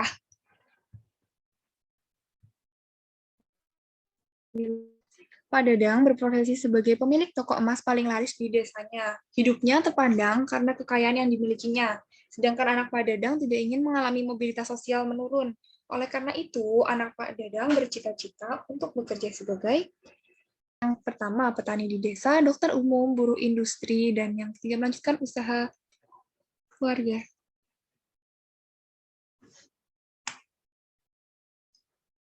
Ayo, apa? Gampang sih ini. Gampang kan buat kalian soal kayak gini.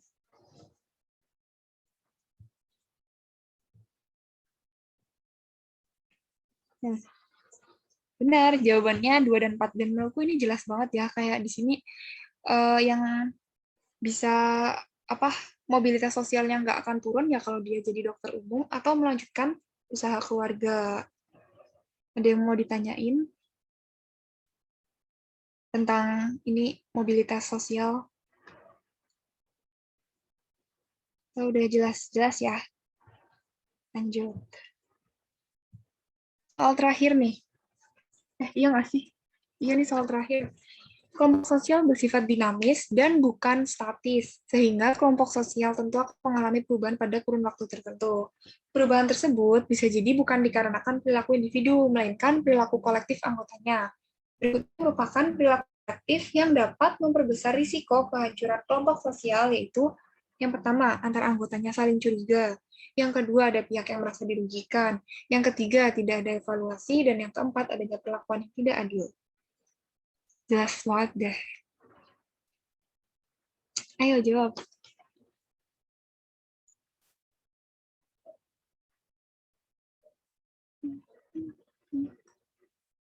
Ada yang mau jawab lagi? Atau langsung dibahas?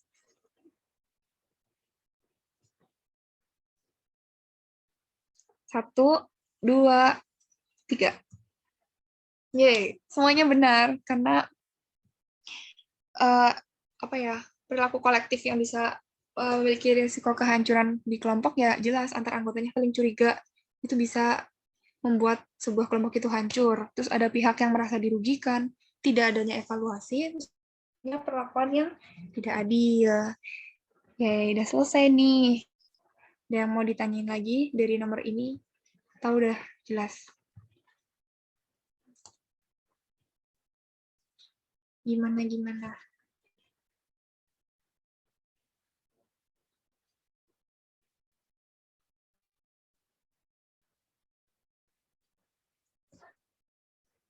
Oh iya, kalau mau lanjut nanya-nanya boleh di Discord.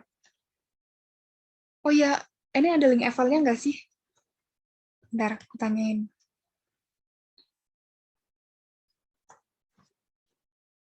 Tunggu ya guys, sebentar, aku tanyain dulu. Udah ada tuh. Diisi ya guys. Link evaluasinya.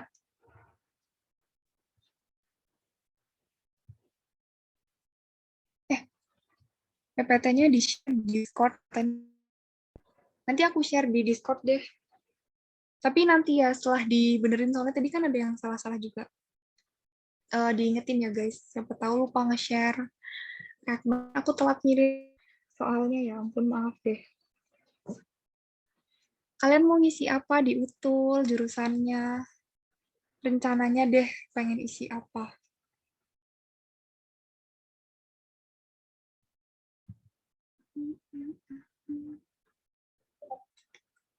Semoga besok kalian lancar ya kalau ikut UTUL. Semoga juga lolos. Kalau bisa sih lolos di SBM-nya dulu ya. Tapi kalau bisa juga lolos dua-duanya sih lebih bagus. Semoga kalian besok UTUL-nya lancar, terus dimudahin. Dan lolos di pilihan yang kalian mau. Amin. Semangat teman-teman. Semoga tahun ini dapat almet yang kalian mau ya. Bisa PPSMB. Wih. Ini udah pada isi semuanya.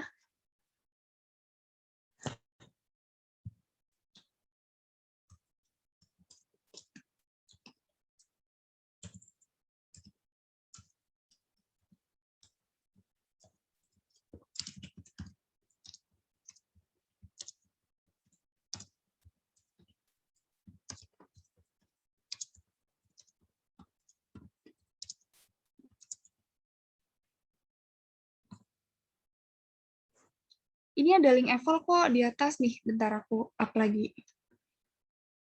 Mana ya tadi? Nih. Ih, susah deh.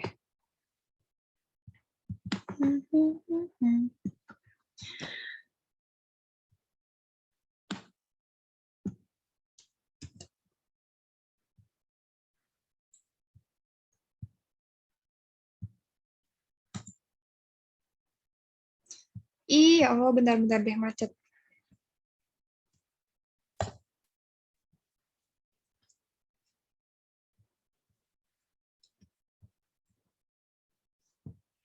Iya, sama-sama. Tadi link evalnya udah ketemu belum?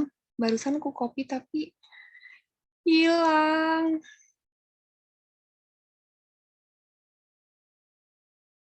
Mana ya?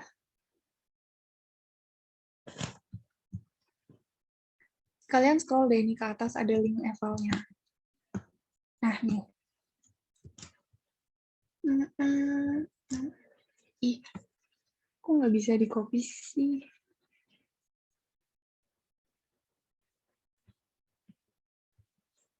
Nightmare.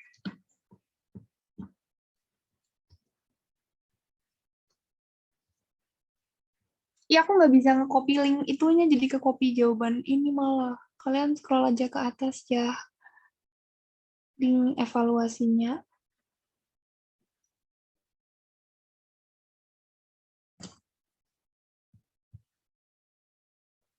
Iya, udah selesai. Boleh live kok. Makasih ya. Semangat, guys. Makasih, Kak. Ya.